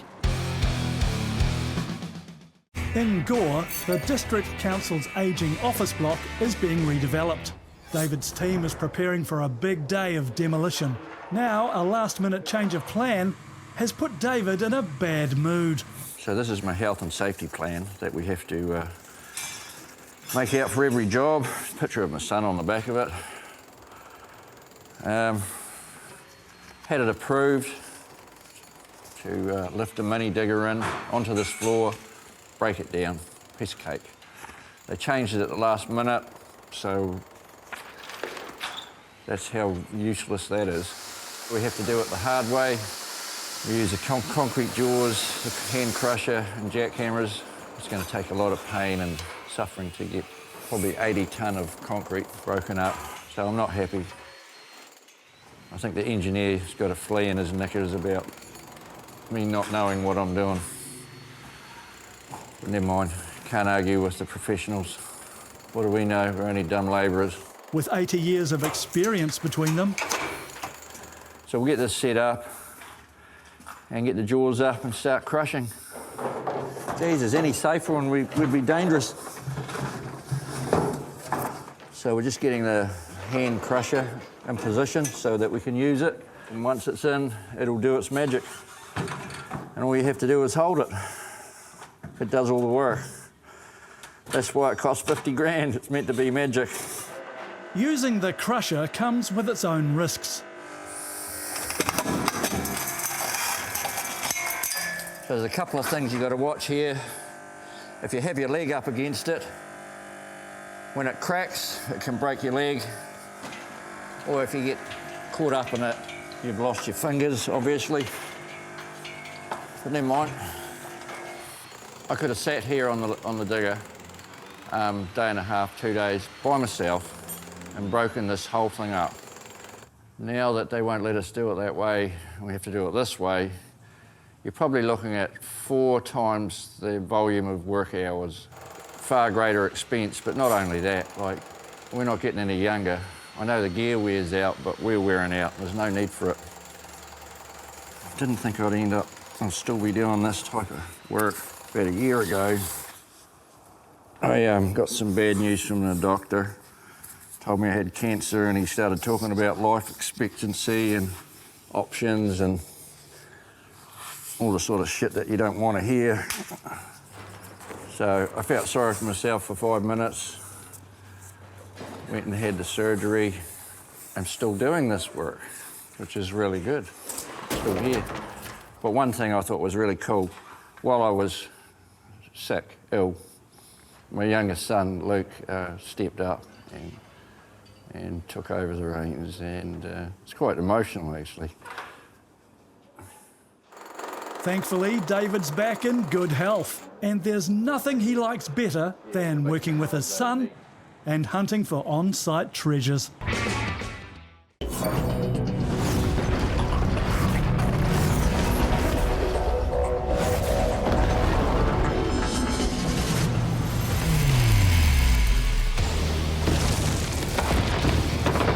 Every day, around the country, hundreds of buildings are being demolished. We get behind the barriers, give you the real story behind bringing things down. It's going to be unreal, mate. Too easy. I like it when a plan goes well.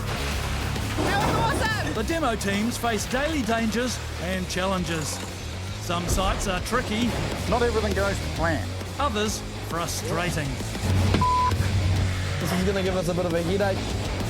Let the old heart go into the mouth. How they face those challenges is coming to you on Demolition NZ. I'm pumped, mate. I'm actually pumped, eh? In this episode, at an old Auckland foundry, what goes up must come down. The end of Lancaster Park. I'm not going to get up there, Ollie. And back from COVID-19, demo sites are on alert. Lots of hand sanitising, clean the controls, clean the steering wheel. Ward Demolition have a serious dust problem at the old Massport Foundry site.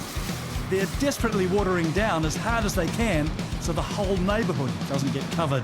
We had the guys in there bloody hosing it out for the last day, so still pretty bad, but the dust is just, this is the worst job I've ever done for dust. In every nook and cranny, it's bloody got everywhere. That's one battle, but there's another one too. How to safely bring down a shaky old tower. We'll start sort of taking anything that's non-structural out of the tower so we can expose all the structural legs of it. So then we can pretty much get our plan together of what we need to cut and prep so we can tip this tower over. Demolition boss and Dalton's dad, Peter Ward, joins the crew to help with the planning. We're going to weaken it, and then we're going to pull it with a strop, with a big steel cable, give it a push at the same time. So there's one way it's coming this way. It's a matter of doing it safely and properly, and whether it's today, tomorrow, the next day, I'm not really worried about it as long as it's right. If there's any questions or queries, then yeah, we're going to call it quits on it. But if we're all happy and we're all on the right track, then we'll pull them over. So it doesn't collapse, the crew are stripping the tower to make it as light as possible, also making strategic cuts at several points to weaken it. They're only part way through when they discover a fuel foul-up. Yeah, fucking... yeah. Another delay he doesn't need. Our fuel service is filled up, our scissor platform full of diesel in our hydraulic tank. So, just...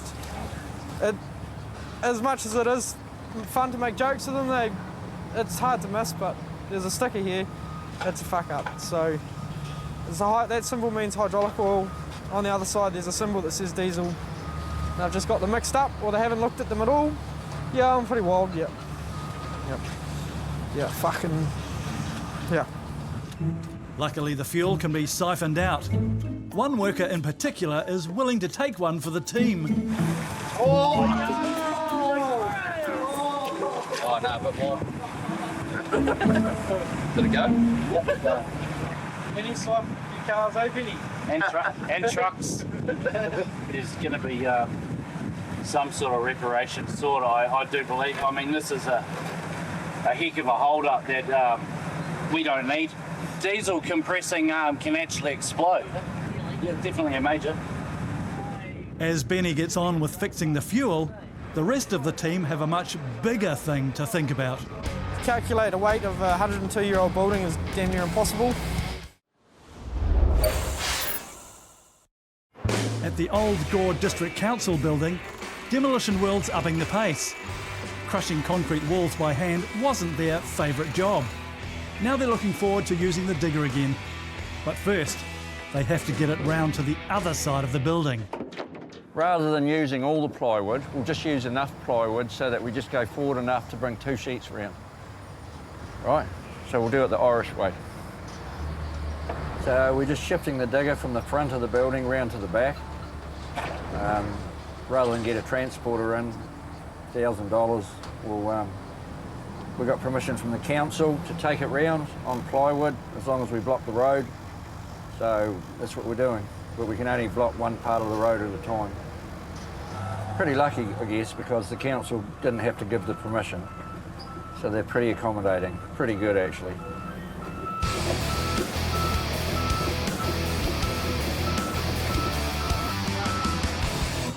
Righto, that's enough. You want to hold that gate over a bit? The first thing we're going to do is grab this steel staircase and rip it off and get it out of the road. And then we'll put the hammer on, the big hammer, and we'll start knocking the floor out up here. And then we'll take the hammer off and put the jaws on, and then we'll chew the front beam out.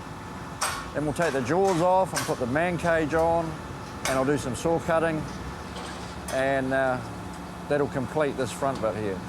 The secret is not to wreck the building. Yeah, like some of the gear's pretty heavy. The jaws weigh 2 3/4 tonne, the hammer weighs 1.7. You get a clout with that, and it's not a good day. You get it dropped on you and it's the worst day. David and his son Luke share digger duties. He's about 22, 23 odd. I don't know, it's hard to remember. Got 7 kids. He's been working for me for about a year. He's probably had more digger hours than I have, and I've been doing it most of my life. Good value all round. Although, I don't know where that hole come from. Nobody seems to know. So, First on the plan for today is a balcony with some awkwardly placed stairs attached. Right, so now we're going to have a go at pulling this stairway down. I don't know if I've got much room here. I really got to be in the right place too so I don't wreck anything.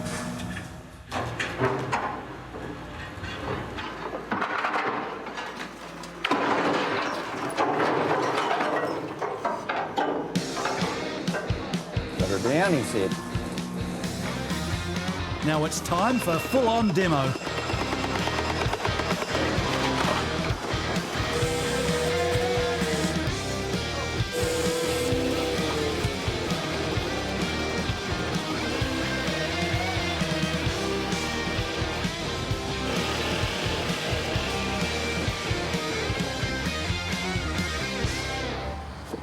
that went not well. Oh no, that's all right. I can live with that. That's not right. I won't look around there then. Can't be perfect all the time. David will have to settle for a little imperfection. He's got bigger challenges ahead. Okay. The biggest problem on the old Massport Foundry site is bringing down an unstable old elevated hopper that stored iron sand. We're just a bit worried about the amount of weight that we've got up there and being able to calculate the weight. Once we take the cladding off, we'll sort of take a bit of the sort of height out of it and it becomes a lot less risky. If we make all the cuts and it won't tip, or a cable breaks, it could come back onto the machine which was pushing on the far side. So then that machine would have to take all the weight and then it would end up sitting back down on where we've cut and it could sort of collapse through that and tip over the wrong way. So instead of cutting anything, we're going to go through with a prodder on the 480. The combination of the prodder and the shear to start taking the legs out and pulling them out. At the moment we've got wind gusts coming through, and now when the wind gusts get you, then you suddenly got KZ7 up there. Nothing worse than a tower setting sail.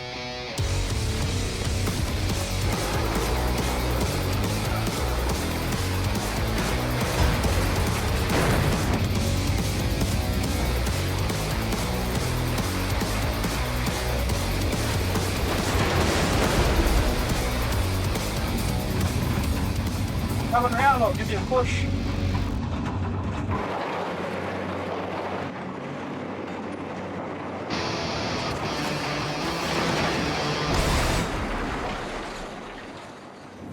Smogo! Down, done, dusted. Very happy with that. So, it come down beautiful. I'm glad that top piece come down in one big hit. Otherwise that would have been trouble, but she all just detached and come down nicely. Now I just got to go and cut it all up and clean out the big mess. But looks a lot different now without it. So, no, everybody did a bloody good job. The factory site was once used as a foundry, and coal and iron sand were key components in the casting process. But they leave a big mess. We'll come in here with a water blaster and try and give the floor a bit of a wash. You leave a big open concrete area, then the wind comes through, it's going to pick up on all of the last, the dust on the ground. The tower is the last piece of this site's history to come down. But the crew aren't sentimental. They're off to the next site. Now that Demolition World can use their heavy machinery, they're steadily knocking down the council building in Gore. But there are troubles ahead. Hey Terry, what about knocking out the block work? What's there? Concrete urinal. While knocking out a wall on the second floor, David's discovered a metal urinal that's proving awkward. Son Luke's on the digger, and David's giving the instructions. Try and get behind that whole urinal and just very gently. Just got to watch that other wall doesn't move. Just try a little bit. That's enough.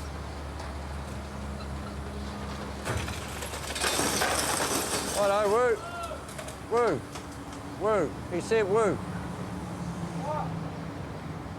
Woo. Get it. No, don't. Don't listen to him.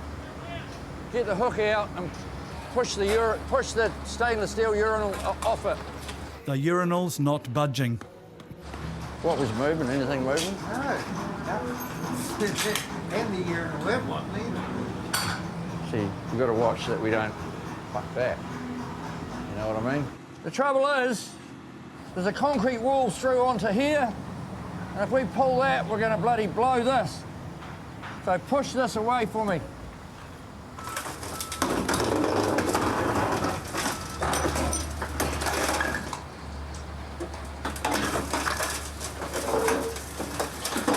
Hold there. Up a wee bit.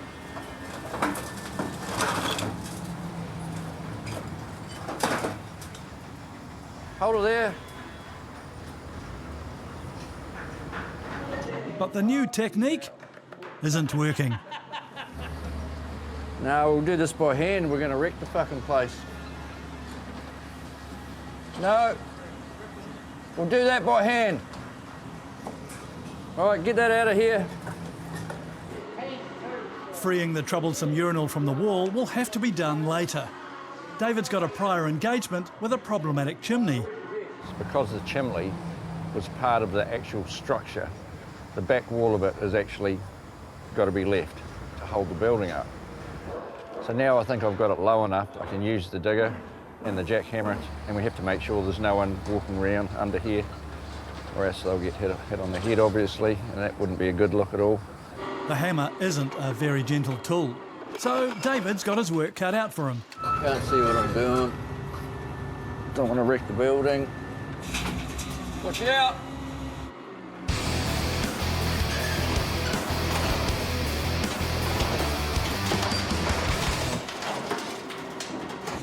David gets most of it on the ground before the unwanted happens.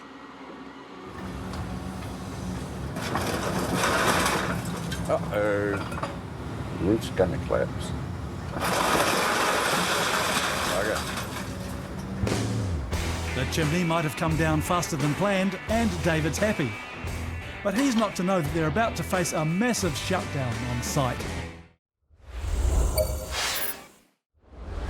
A 10-storey reinforced concrete monstrosity is the most difficult and dangerous part of this job. At ground level, there's high-level discussion. Just keep talking to me. The boys are trying to move a stubborn steel support and the attached lift shaft. It's proving a headache. What's the plan, Tony? So we'll free the next floor, clear all around it, and see what we've got. Let's go around this side there, big boy. Negative, little boy.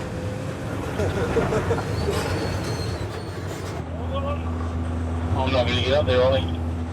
Oh, he said that to you. Fuck, is that all right or what? Nah, good as gold, mate. All right.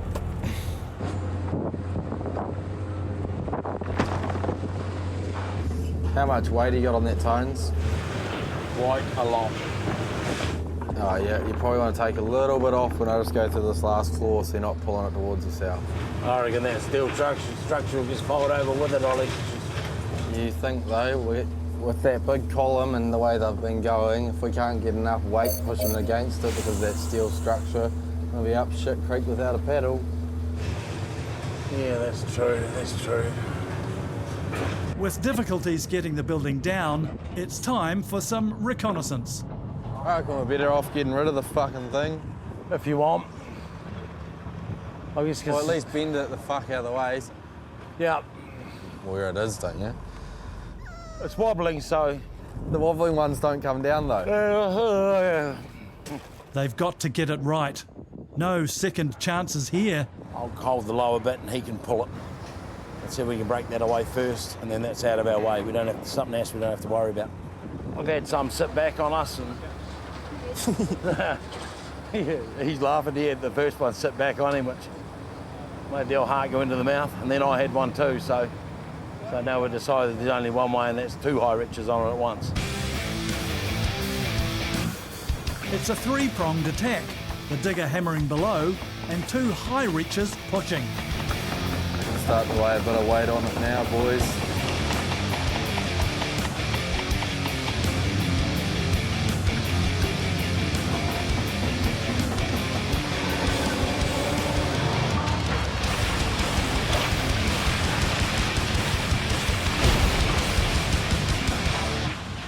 Boomfa.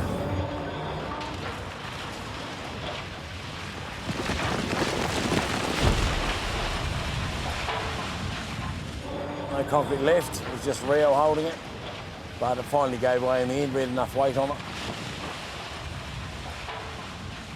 We'll go home, mate. We'll go home. We'll go home. Stick of the digger.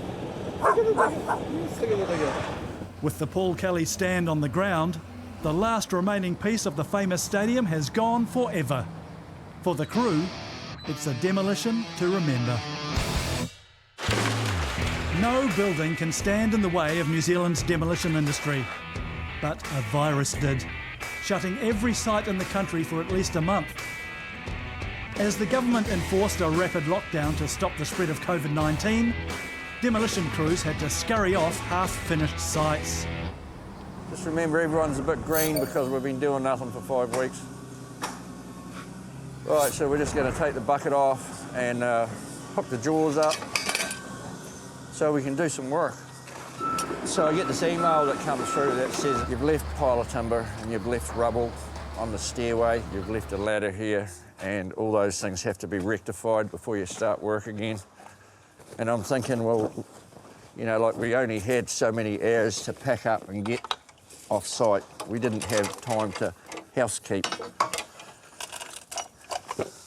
And I'm thinking that's a wee bit ridiculous. But never mind, what would I know? After 5 weeks off work, the team's fallen behind. It means that we're busier than ever now, and we've got to try and make up some time. Because we had all the jobs stacked, one and then the next one and the next one, and now that everyone's back and they're a wee bit more organised, they all want everything done at once. For some people, the lockdown might have been a chance to take a well-deserved break. But David's not one to sit around. Threw a bit of junk together and knocked up a pandemic repeller. When the wind blows, it repels pandemic. Thank Christ we've got our own playground at home. Dad loves the digger. Luke and I rebuilt just about every fence at the yard, knocked up some gear for the village, wrecked a 20-tonner, pulled it to bits, made something out of it, and entertained the grandkids, which was a lot of fun, actually. It's good to get back to work, definitely. But another few weeks wouldn't hurt. Just to get a few little things done, but hey, we're here now and we're busy for the rest of the year. The much tighter schedule means David and his digger are double booked. But with the new health and safety rules in force, extra precautions have to be taken. Clean the old controls a bit, just make sure there's no germs.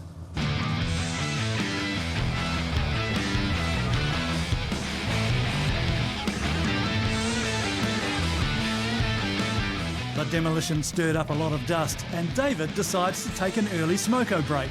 That's 2 metres apart, of course. So we're social distancing, but we're allowed to work in pairs. So we got Wayne and Terry, one pair, Luke and I, another pair. Lots of hand sanitising, clean the controls, clean the steering wheel, sanitise before you go to the toilet, use the toilet, clean anything in the toilet, come out, good soapy wash and a sanitise. It's just everything that everyone's been doing, because if we don't stick to that, we'll be back to square one. That's the most time the wife and I have ever spent together, and it was quite good to start with, but then she was getting a wee bit not that happy with me being around all the time. But now that we're out the door and away to work, it's things are picked up again. David's also going to have to pick up the pace. The month-long lockdown's causing a pile-up of jobs.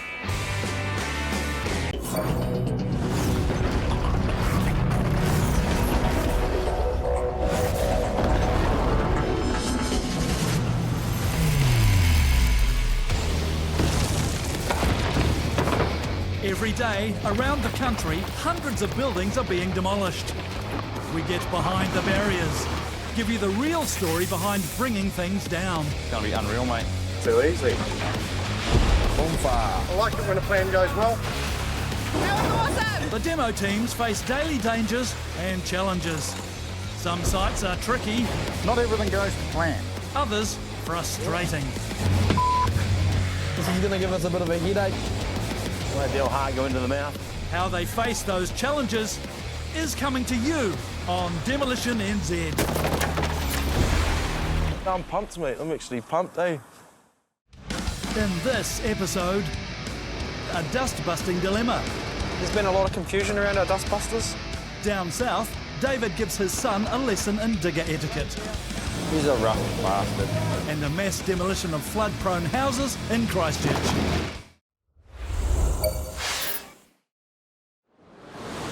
In Wellington, New Zealand's biggest retirement operator is demolishing an old teachers' training college. The country's still in partial lockdown due to COVID-19, and this brings challenges for the demolition crew and the site's many neighbours who are stuck at home. So far we've pretty much taken out the lecture rooms and we're just getting ready to move back into some of the more lower structure through here to get to the tower. The tower, which sits at about 8 stories, well, it's about 10 stories in total if you include the lift shaft and the top of it.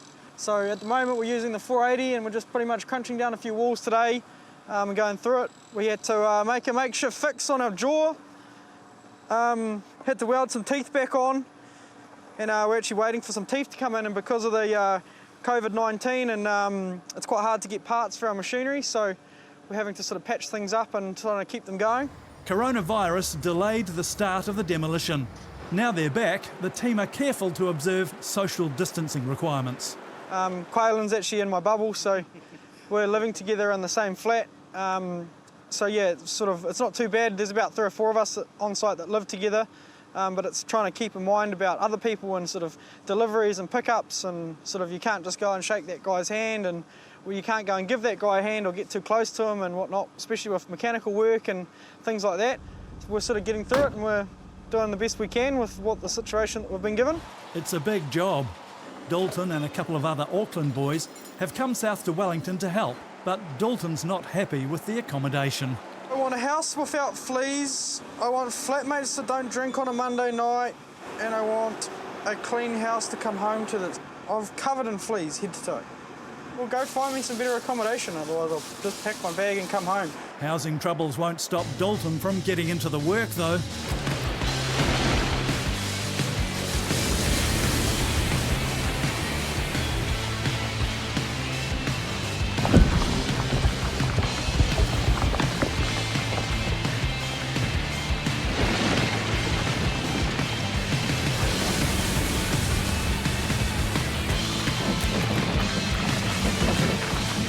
It's tough as, and today it's quite a dry day, so the dust out of the concrete is a bit of an issue. That's why we've been folding them down and dealing them off on the ground. If we tried to munch that, then we'd have dust complaints all over the show, so it's just one of those days. Generally in demolition we sort of pray for a bit of nastier weather. We like the rain, so the wetter the better. Our tooth held in there on our jaw, so that's good. With all this heavy machinery about, high visibility is vital, and Dalton's gone to the next level. So I got my helmet over in America. We're at the Con Expo. We're over looking for new and sort of flasher equipment, new technology and whatnot. And I walked past a stand and I asked the American guy, I said, if I can beat you in an arm wrestle, I can have that hard hat. And he said, yeah, sure, let's go and give it a go. And he was quite a big fella and I smoked him, so I got the hard hat and that was that. You can buy the brim helmets in New Zealand, but yeah, they're more of an American sort of hard hat. But yeah, I think it's quite cool, it's something different. And it all complies with our standards over here, so it's even cooler. Wearing the coolest safety gear on site, Dalton is smoothly bringing down the buildings.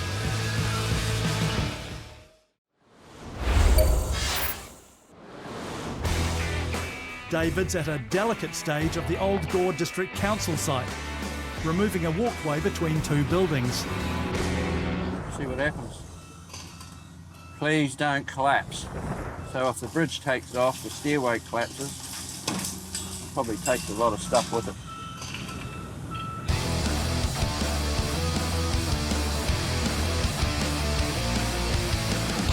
While the crew are hard at work outside, inside, Wayne has the most important job. They think they've put me down as the coffee boy, but really, the buggers haven't worked it out. I get off quarter of an hour work every day, every break hour, so they haven't worked that one out yet. He takes the opportunity to peer review his boss. As long as this doesn't go on film, he's not a bad boss, but he is a workaholic. Any boss that gets on and does more than you, he does the hard yards.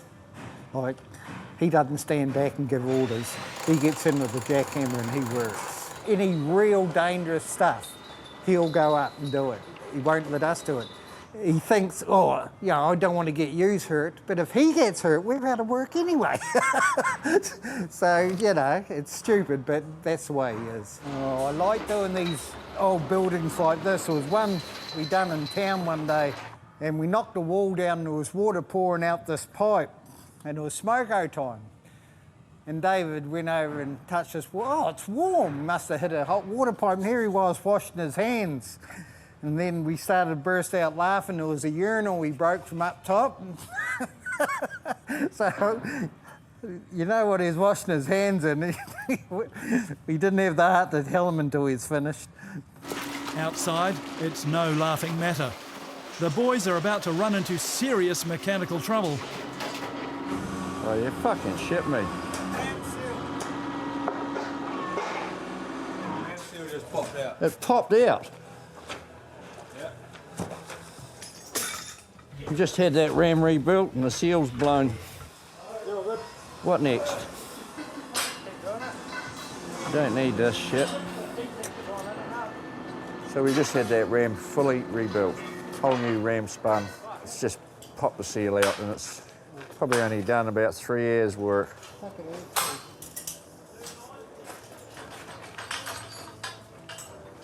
Man, is that going to slow us down or what?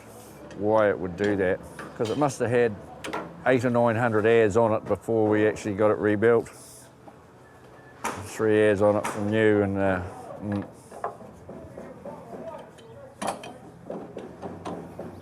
don't know. Put it straight on the back of the truck. Because the ram's out of action, David will have to find other means to getting the building down in time. In Christchurch, ProTrans is being called in by the City Council to demolish 25 houses in flood risk zones. Flooding from the Heathcote River is causing repeated problems for the low-lying buildings. Well, this is just one process in the council's great scheme of the flood protection. Obviously, we're doing 4 demolitions along the Heathcote River. It's only one process. Obviously, we've got the dredging on the river as well. That's carrying on to lower the level, if possible, of the river. And there's also quite a lot of landscaping work that's happening as well by other contractors. They're getting demo because they're in the flood zone, because the Heathcote River rises up when it's in flood. And you're just getting rid of their front houses, obviously. While large concrete houses are often difficult and time-consuming to demolish, the digger tears through these wooden walls as though they are made of paper. This one's probably easier because we've got a tin roof. We've got tiles and bricks around the outside of them. It takes a bit longer. I mean, they're all wooden outside and tin roofs. It's pretty quick. In this case, it'll be like punch it down onto the floor and then tidy up the floor, and then once you can't reach anymore, it'll be flip the floor over, take out a bit of the foundation and just keep moving your way through the house. Tidy up as you go type thing. A lot of people are different in the way they do it. Some of them munch the whole house down and then sit the digger on top. But make a bit of a mess, but it's easy to just tidy up as you go. It always leaves a nice, neat, tidy job at the end of it.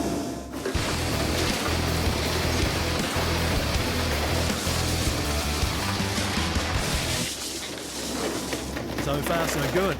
70-year-old wooden bungalows are past their best and don't put up much of a fight. Probably put a few too many holes in the floor, but that's all right.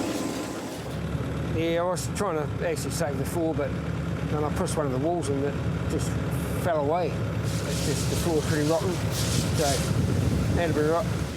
The walls of this old house were literally stuffed. The lath and plaster strengthened with a mixture of horsehair.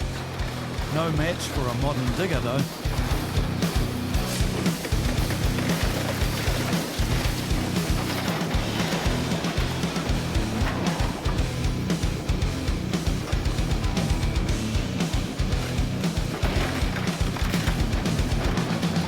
It's down now. Can't say it's down in one piece because it's got lots of pieces. Yeah. It's a mess. Yeah, it's got to clean the mess up now. Tag, someone else's problem. Yeah, I'm out.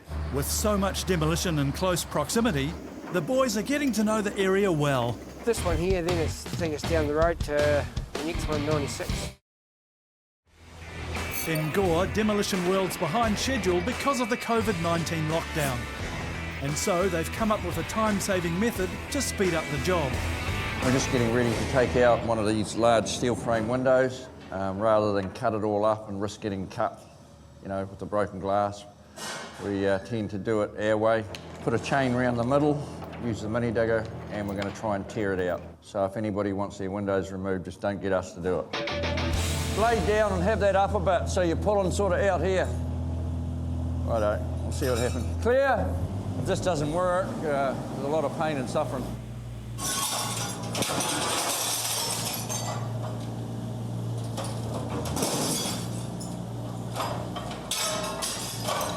back up a bit. Maybe if I put the chain a bit lower.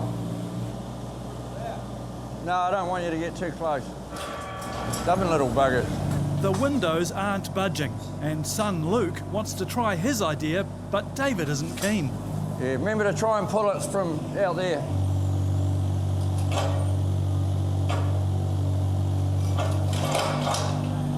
Hey? No, try lower. No, we're not doing that, it's too dangerous. No.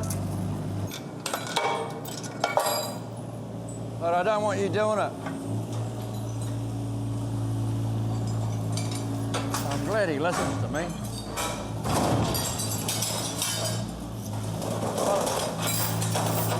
Hey, Luke,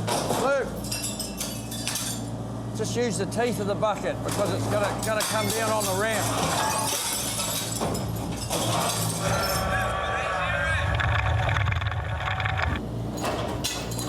Can you... He's a rough bastard. Yeah, okay, that'll work, but I want you to use that part of the bucket, not that.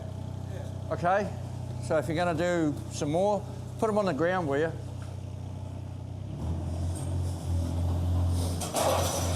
Sometimes I think, just because he's my son, he does what he likes. Oh, your mother wanted them. Luke's technique is quicker, but David worries whether it's safe. You're a bit rough. You're not far enough away with the digger, so you can get hurt. So you got to look after you. I don't want you hurt, and I don't want the digger damaged. But when it's getting ready to move, make sure the boom's right out. If it's right out, you're further away. Righto, you're doing good. Yeah, now back up. Put your boom out further.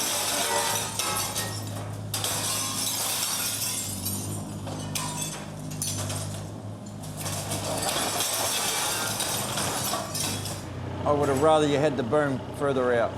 That's all right. Straight way out. It's not when it's ready to fall, have it right out. But anyhow, it worked. Yep, righto. Luke will have some interesting jobs you can't rush coming up, including bringing down a bell tower sited amongst some protected historic buildings. Appropriately, it's raining as the Pro-Trans crew continue to demolish flood-damaged houses in Christchurch. And this is the state of the house after it got trashed there not long ago. So they broke into a window through this room here. Well, we've taken all the windows out, but they've broken a window there. They come in through the house and they've just started throwing kitchen drawers and shit through the walls, writing on everything they can. And we were going to get the kitchen out of here, but not now. There's a poo lamington there. What was once a modern family home is being reduced to a pile of rubble in less than an hour. Plan today is we're going to clean up this mess, put the grab on and start pulling the garage down. It's going to be really fun with all that polystyrene. Polystyrene's a pain. It breaks up and can blow all over the neighbourhood. It's a tight site, and Paul needs to make space for his digger, so the garage is the first bit to come down.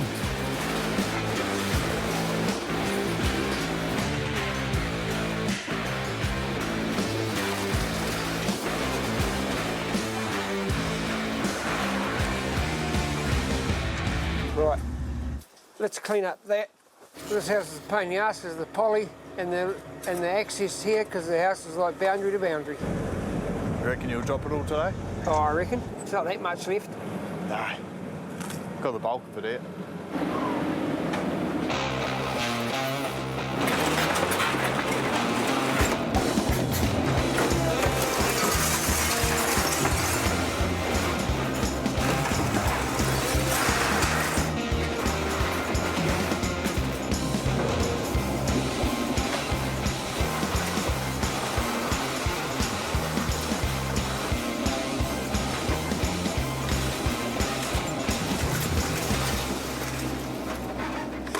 Something jammed up that fucking hydraulic line.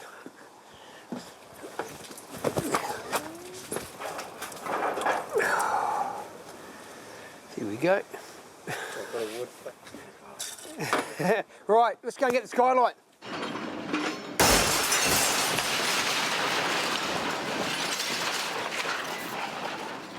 Down! Another day, another house down. It's job well done on the flood demolition project. It's an early start in Wellington for Ward's demolition. Neighbours are complaining about dust, but Dalton thinks it's a case of mistaken identity. So this morning we're about to set our dustbusters in place, so we've just brought another one down from Auckland. There's been a lot of confusion around our dustbusters around the neighbourhood. The mist that it actually sprays out, if you're looking from a different angle, can actually be perceived as dust. Because if you sort of look over a concrete wall, what we've got around our perimeter on our site, you can only see the mist. So we've had quite a few sort of dust complaints on this site. And we haven't been creating the sort of dust that I would call complaint worthy. What we've done last night is we've run the hose on the building, which has sort of drowned the building overnight, so that should be nice and soaked. Basically, yeah, we're just figuring out where we're going to lift these from and lift them up into the places and positions that we need them, and yeah, get them all rigged up, and then hopefully, yeah, by about sort of 8:30, 9, we should be into it. I want to try and get to the halfway mark, which is quite ambitious, but I think the way this building is structured and the way we've sort of soaked it and pre-soaked the floors, it's quite achievable. Generally on a structure like that, we could probably get it down in a day. It's just dust that slows you down. To help him pick up the pace, Dalton's been supplied a new toy. So we just got some new radios today. Old style radio, we used to have to hold the button to talk. This one, I can plug that in and everybody can hear what I'm saying right now, so without having to press any button. So when I'm demolishing, but I unplug that so that everybody doesn't listen to my conversation. When I'm working away and there's something sort of going on, I can't take my hands off the controls, now I can just yell at everybody, get the fuck out of the way, it's coming down. And they'll all hear it straight away, so it works out pretty good.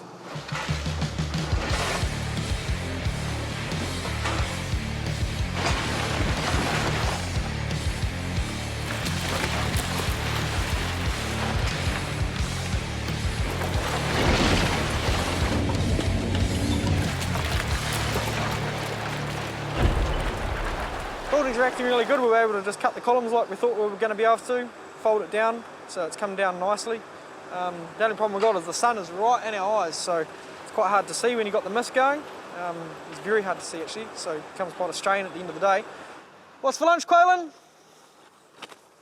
Quaylen's our site baker, so he sorts out lunch. He's in charge of Smogo. What's for lunch? Subway. Can we get a Subway endorsement, please, Subway? Powered by lunch, the crew crack into it, demolishing beyond expectation.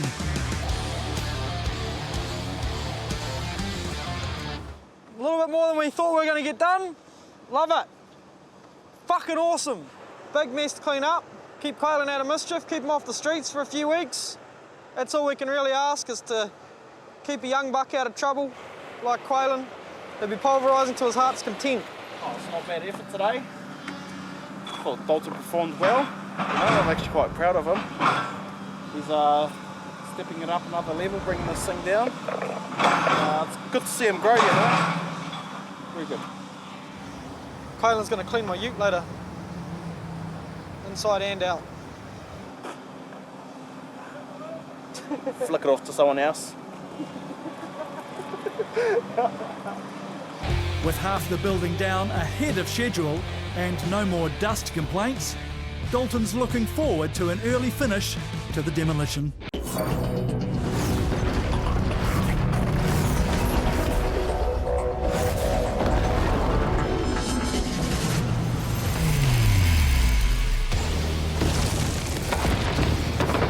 Every day, around the country, hundreds of buildings are being demolished. We get behind the barriers, give you the real story behind bringing things down. It's going to be unreal, mate. Too easy. Bonfire. I like it when a plan goes well. The demo teams face daily dangers and challenges. Some sites are tricky. Not everything goes to plan. Others frustrating. This is going to give us a bit of a headache. Let the old heart go into the mouth. How they face those challenges is coming to you on Demolition NZ. I'm pumped, mate. I'm actually pumped, eh? In this episode, Dalton has a shocking experience in Wellington. Fucking hell! A bell tower headache in Invercargill. Obviously I didn't put a lot of thought into it when I was pricing this job. And in Auckland, New Zealand's biggest demolition job gets underway.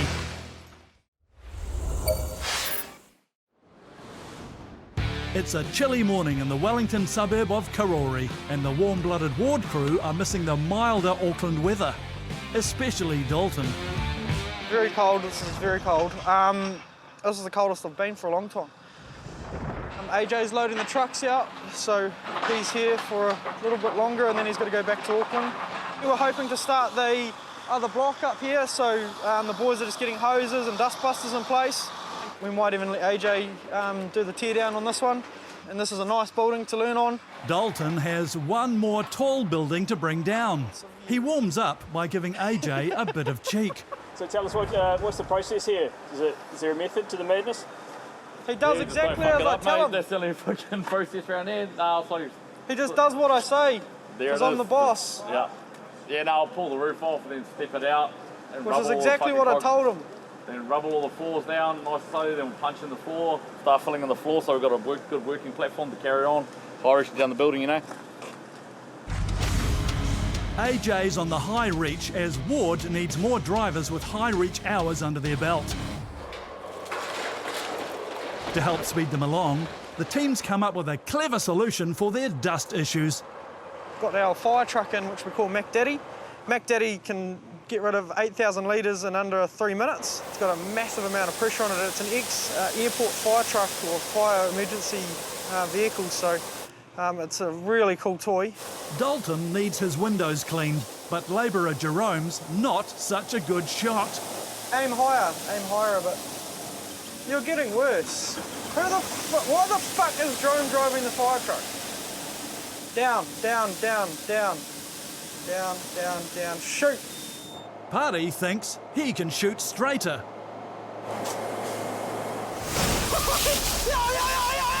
Stop! Holy fuck! Oh! Fucking hell!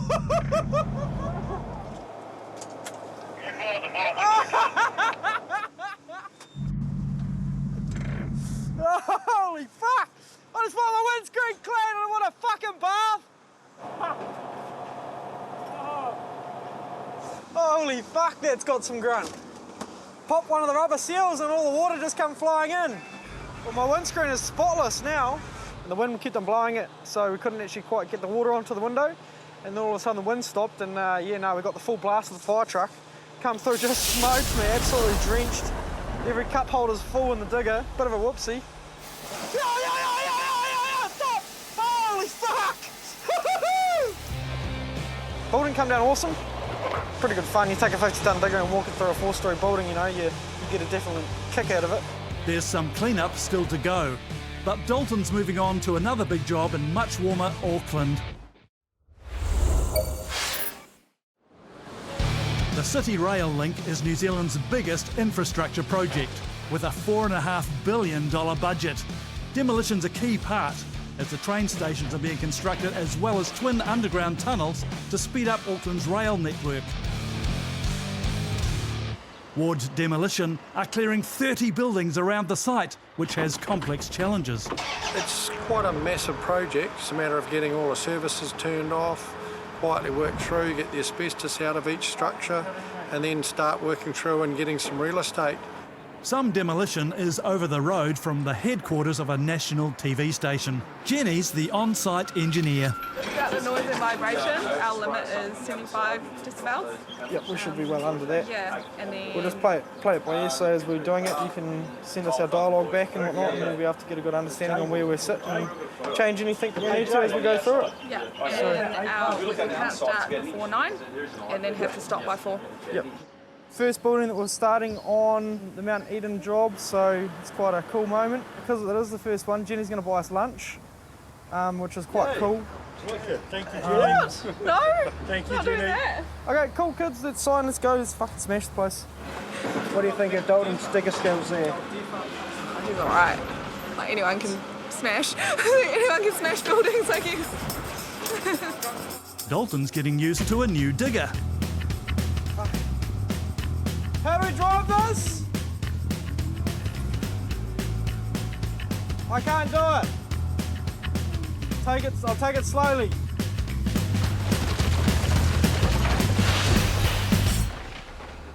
Communication between engineer Jenny and the monitoring station at the broadcaster is vital.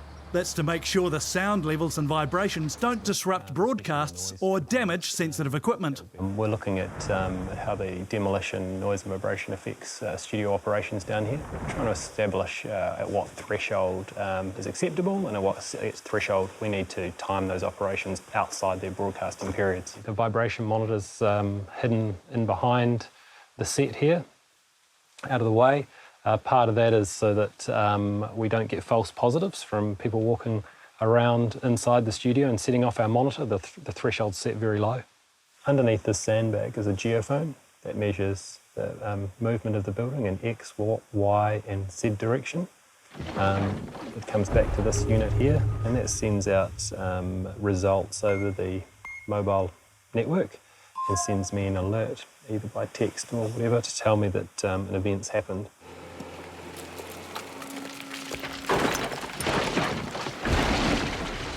So when you brought down that section of the wall, I did get a notification from one of the vibration monitors in MediaWorks, and we went over just a little bit, so it's not too bad. So mainly it's moving in the x-axis, so moving forward and back, and then also up and down, just slightly over the limit.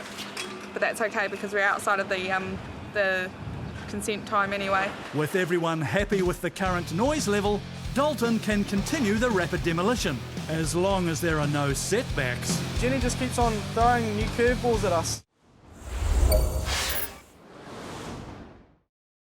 This isn't a wrecking job. In central Invercargill, Demolition World have to be on their best behaviour as they help restore an old church. St John's is being turned into a learning centre.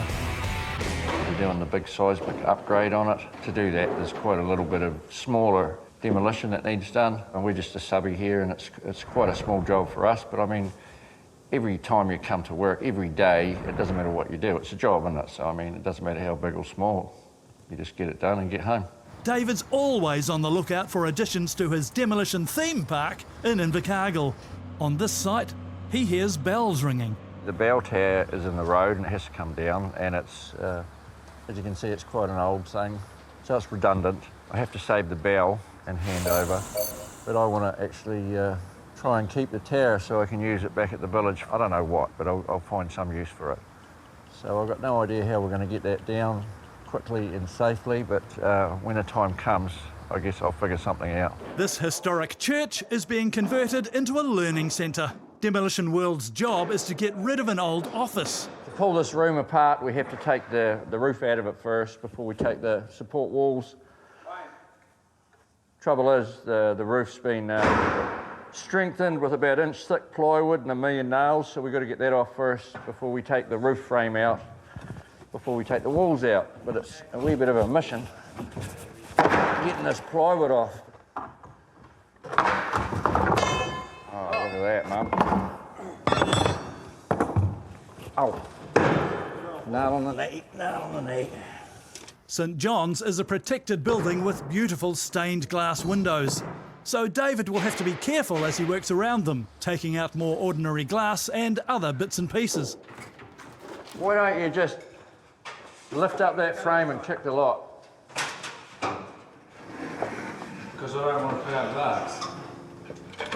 So you would be saving this glass for anything? No. You want We used to, but it's too dangerous to play with. We don't want to play with it. Like, you take it back to the recycling yard and people want a bit of glass, then they want you to cut it. And, nah, we don't bug around with glass anymore. As they take the roof off, an interior wall is putting up a fight. I don't think we were meant to save it for the church, so I'll put it aside somewhere. What the hell's that? That's solid. Kari. You can carry it. Try if you want. Right. You get any left or what? He's making it harder because he's lifting too high. Just drop your whinge in and get something done. I can't understand what's making it so heavy. Might have gold in it. David will add the wooden wall to his collection. And a few other things catch his eye as well. Shame, but I wouldn't mind taking that out, but obviously it has to stay. Outside stands the biggest challenge: how to get the tower down and make sure the bell is returned intact. Obviously I didn't put a lot of thought into it when I was pricing this job. In Mount Eden, Ward have started the demolition of 30 buildings for the City Rail Link project. The tight time frame has Dalton on edge. Jenny just keeps on throwing new curveballs at us. You're going to be holding me up. Can you not do that? Otherwise it's going to hold us up. Yeah, I can do, but there's a good chance I'll put that wall onto that house anyway. That was the discussion we had with T-Bone. It's going. T-Bone confirmed. He said it's going. I asked him, I said, is it going? He said it's going. We need to confirm that they're definitely not movable before we get rid of it. But we'll delay them a little bit. There's no way you can shift it out in the time frame that we've got to work with. And it's all rotten and full of borer, so... Dalton doesn't want to let a single house put them behind schedule. But on a project like this, it isn't just a smash-it-up job. If you're going to demo it, we need to salvage all the timber in there. All the timber? Not all the timber, but like most of the timber. I can't demolish that while he's got people working on that, so that's going to put on hold. All we can do is load this out and sit and twiddle our thumbs. Dalton isn't the only impatient one. The demolition has an audience.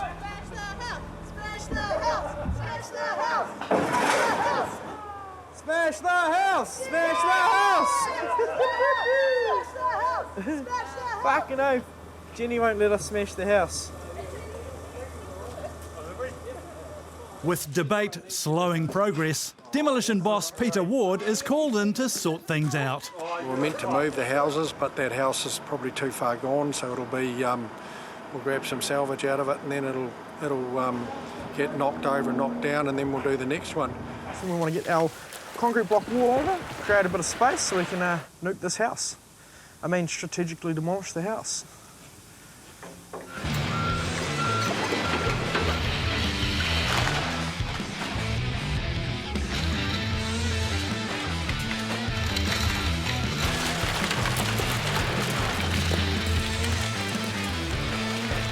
With the bulk of the house demolished in just 20 minutes, Dalton's pretty pleased with his work. So now we're just going to pretty much clean up all the iron and downsize the timber, get the copper out, and load our truck. Jenny's never really happy with the readings. Well, she's never really happy at all. So, Jenny's satisfied with the readings, I should say. I'm going to have to redo the program. Why? You smashed down like a building in half a day. So that means you should be smashing down this whole block in like 10 days. See what I mean by you can never really keep Jenny happy? No, you're just fast. It's good. The quick progress can't keep up, as the very next morning the team runs into another problem. Usually a simple task, not today. David and his Demolition World crew are removing a church bell tower in central Invercargill, and it's not a simple smash and run job. It's a tight site, with a heritage-listed church on one side and other buildings close by. Plenty could go wrong. We've got a concrete landing to take out, so we've got a bit more room. Then what we'll do is we'll put the man cage on the digger to lift someone up there, strop the top of the bell tower or chain it up, gas the legs and hopefully lay it down between these two buildings without hitting anything. Because we have to save it because they want to reuse it, so you know, we have to not damage it. Oh, look, if it comes over slowly, it's not going to be that easy, that's all. With a lot of luck, the bell won't fall out when we're going to lower the tower over. Can't damage the bell or they'll never forgive me. David has a crane coming in to lift the bell tower. Have we look, because your way of thinking could be different to ours. Oh, that wouldn't be at all new, Dave. Helping him get it out is Trevor McDowell. Ox. Trevor Ox McDowell. Give me the difficult missions and Dave's here too. I like the challenges, eh, Dave? And what happens on a job stays on a job. It's all hush-hush. What you're going to do is you're going to lift that off the ground an inch after I gas it, put it back down again, and then you're just going to lay it down on the ground. Oh, we'll just put 4 chains on there. 4 chains? Yeah, 4 chains on. But the only thing wrong with that is, like, I'm up the back doing that back corner one, and I choke it with a hook. Yeah. So I come round, you know, round here, and that one slips off. That's what I mean. Are you going to use shackles? No, because the chain will go back onto the chain and can't go anywhere. Okay, righto. Yeah. Oh, you haven't got, like, chains like ours, you got proper ones? Yeah, we've got proper ones, mate. Fair enough. I would have taken the roof off myself. No, he wants it complete, so. But first, an aerial job no one's that keen on. Right, you fellas, we're going to draw straws to see who goes up. That's fair, since I'm the boss. Your turn.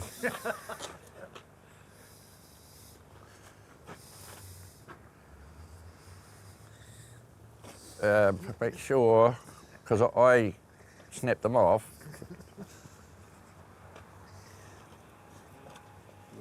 Ah! I guess it's you. You're up, man. Okay, you're good. Don't fall out. Your mother will never forgive me. It's not high, and it's not far to fall. After a quick trip in the cage, Luke finds that heights aren't really his thing. What do you want to do? Get down. Where do you want to go? Where does he want to go? He wants to come down. You better reach whatever he's going to hang down. Yeah, you'll be doing it. I'll be doing it. Okay, that's fine. I don't mind. Right, I will get out of that thing and turn that off. I'd rather I did it anyway, to tell the truth. Oh, she's a big ass bell. Down a little bit, tiny bit. Woo, now come forward. These fellas couldn't give directions if their friggin' life depended on it.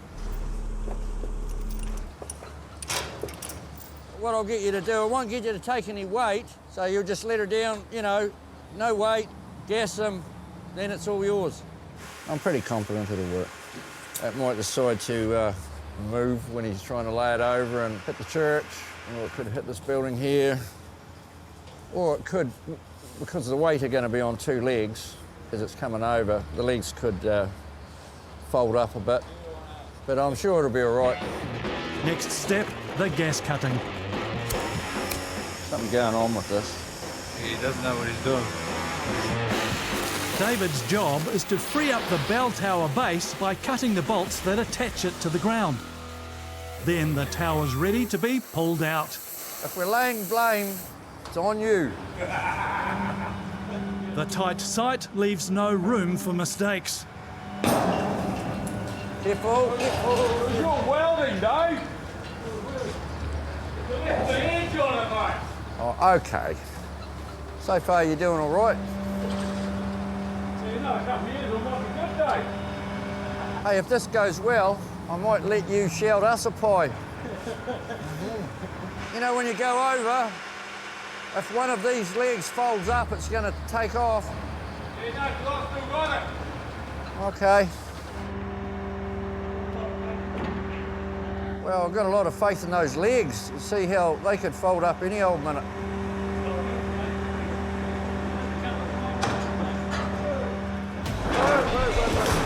That's what I had in mind. Right, get her off, man. Lift. Lift. Lift. All right. As David predicted, the bell tower proves too much for its spindly legs. Oh, come on, Trev. It's a bit rough around the edges. However, David and Ox got it down in one piece. They was controlled all the way. I thought I'd see it sprinting out the gate. Always rolls and goes somewhere. And you just control it and follow it and bring it back under control. The only thing I can say is it could have been worse. A tiny wee dent in the flashing up there and a wee scratch in the plaster, but no damage. And no one got hurt, so that's the main thing. When he went to lay the tower over, there was too much pain on one of the legs, and it sort of got to a critical sort of a lean, and one of the legs collapsed. The operator was able to control it pretty well and get it down. So that was the only main drama. With the bell tower on its way to its new home at Demolition World, it's back to Gore for David and his team.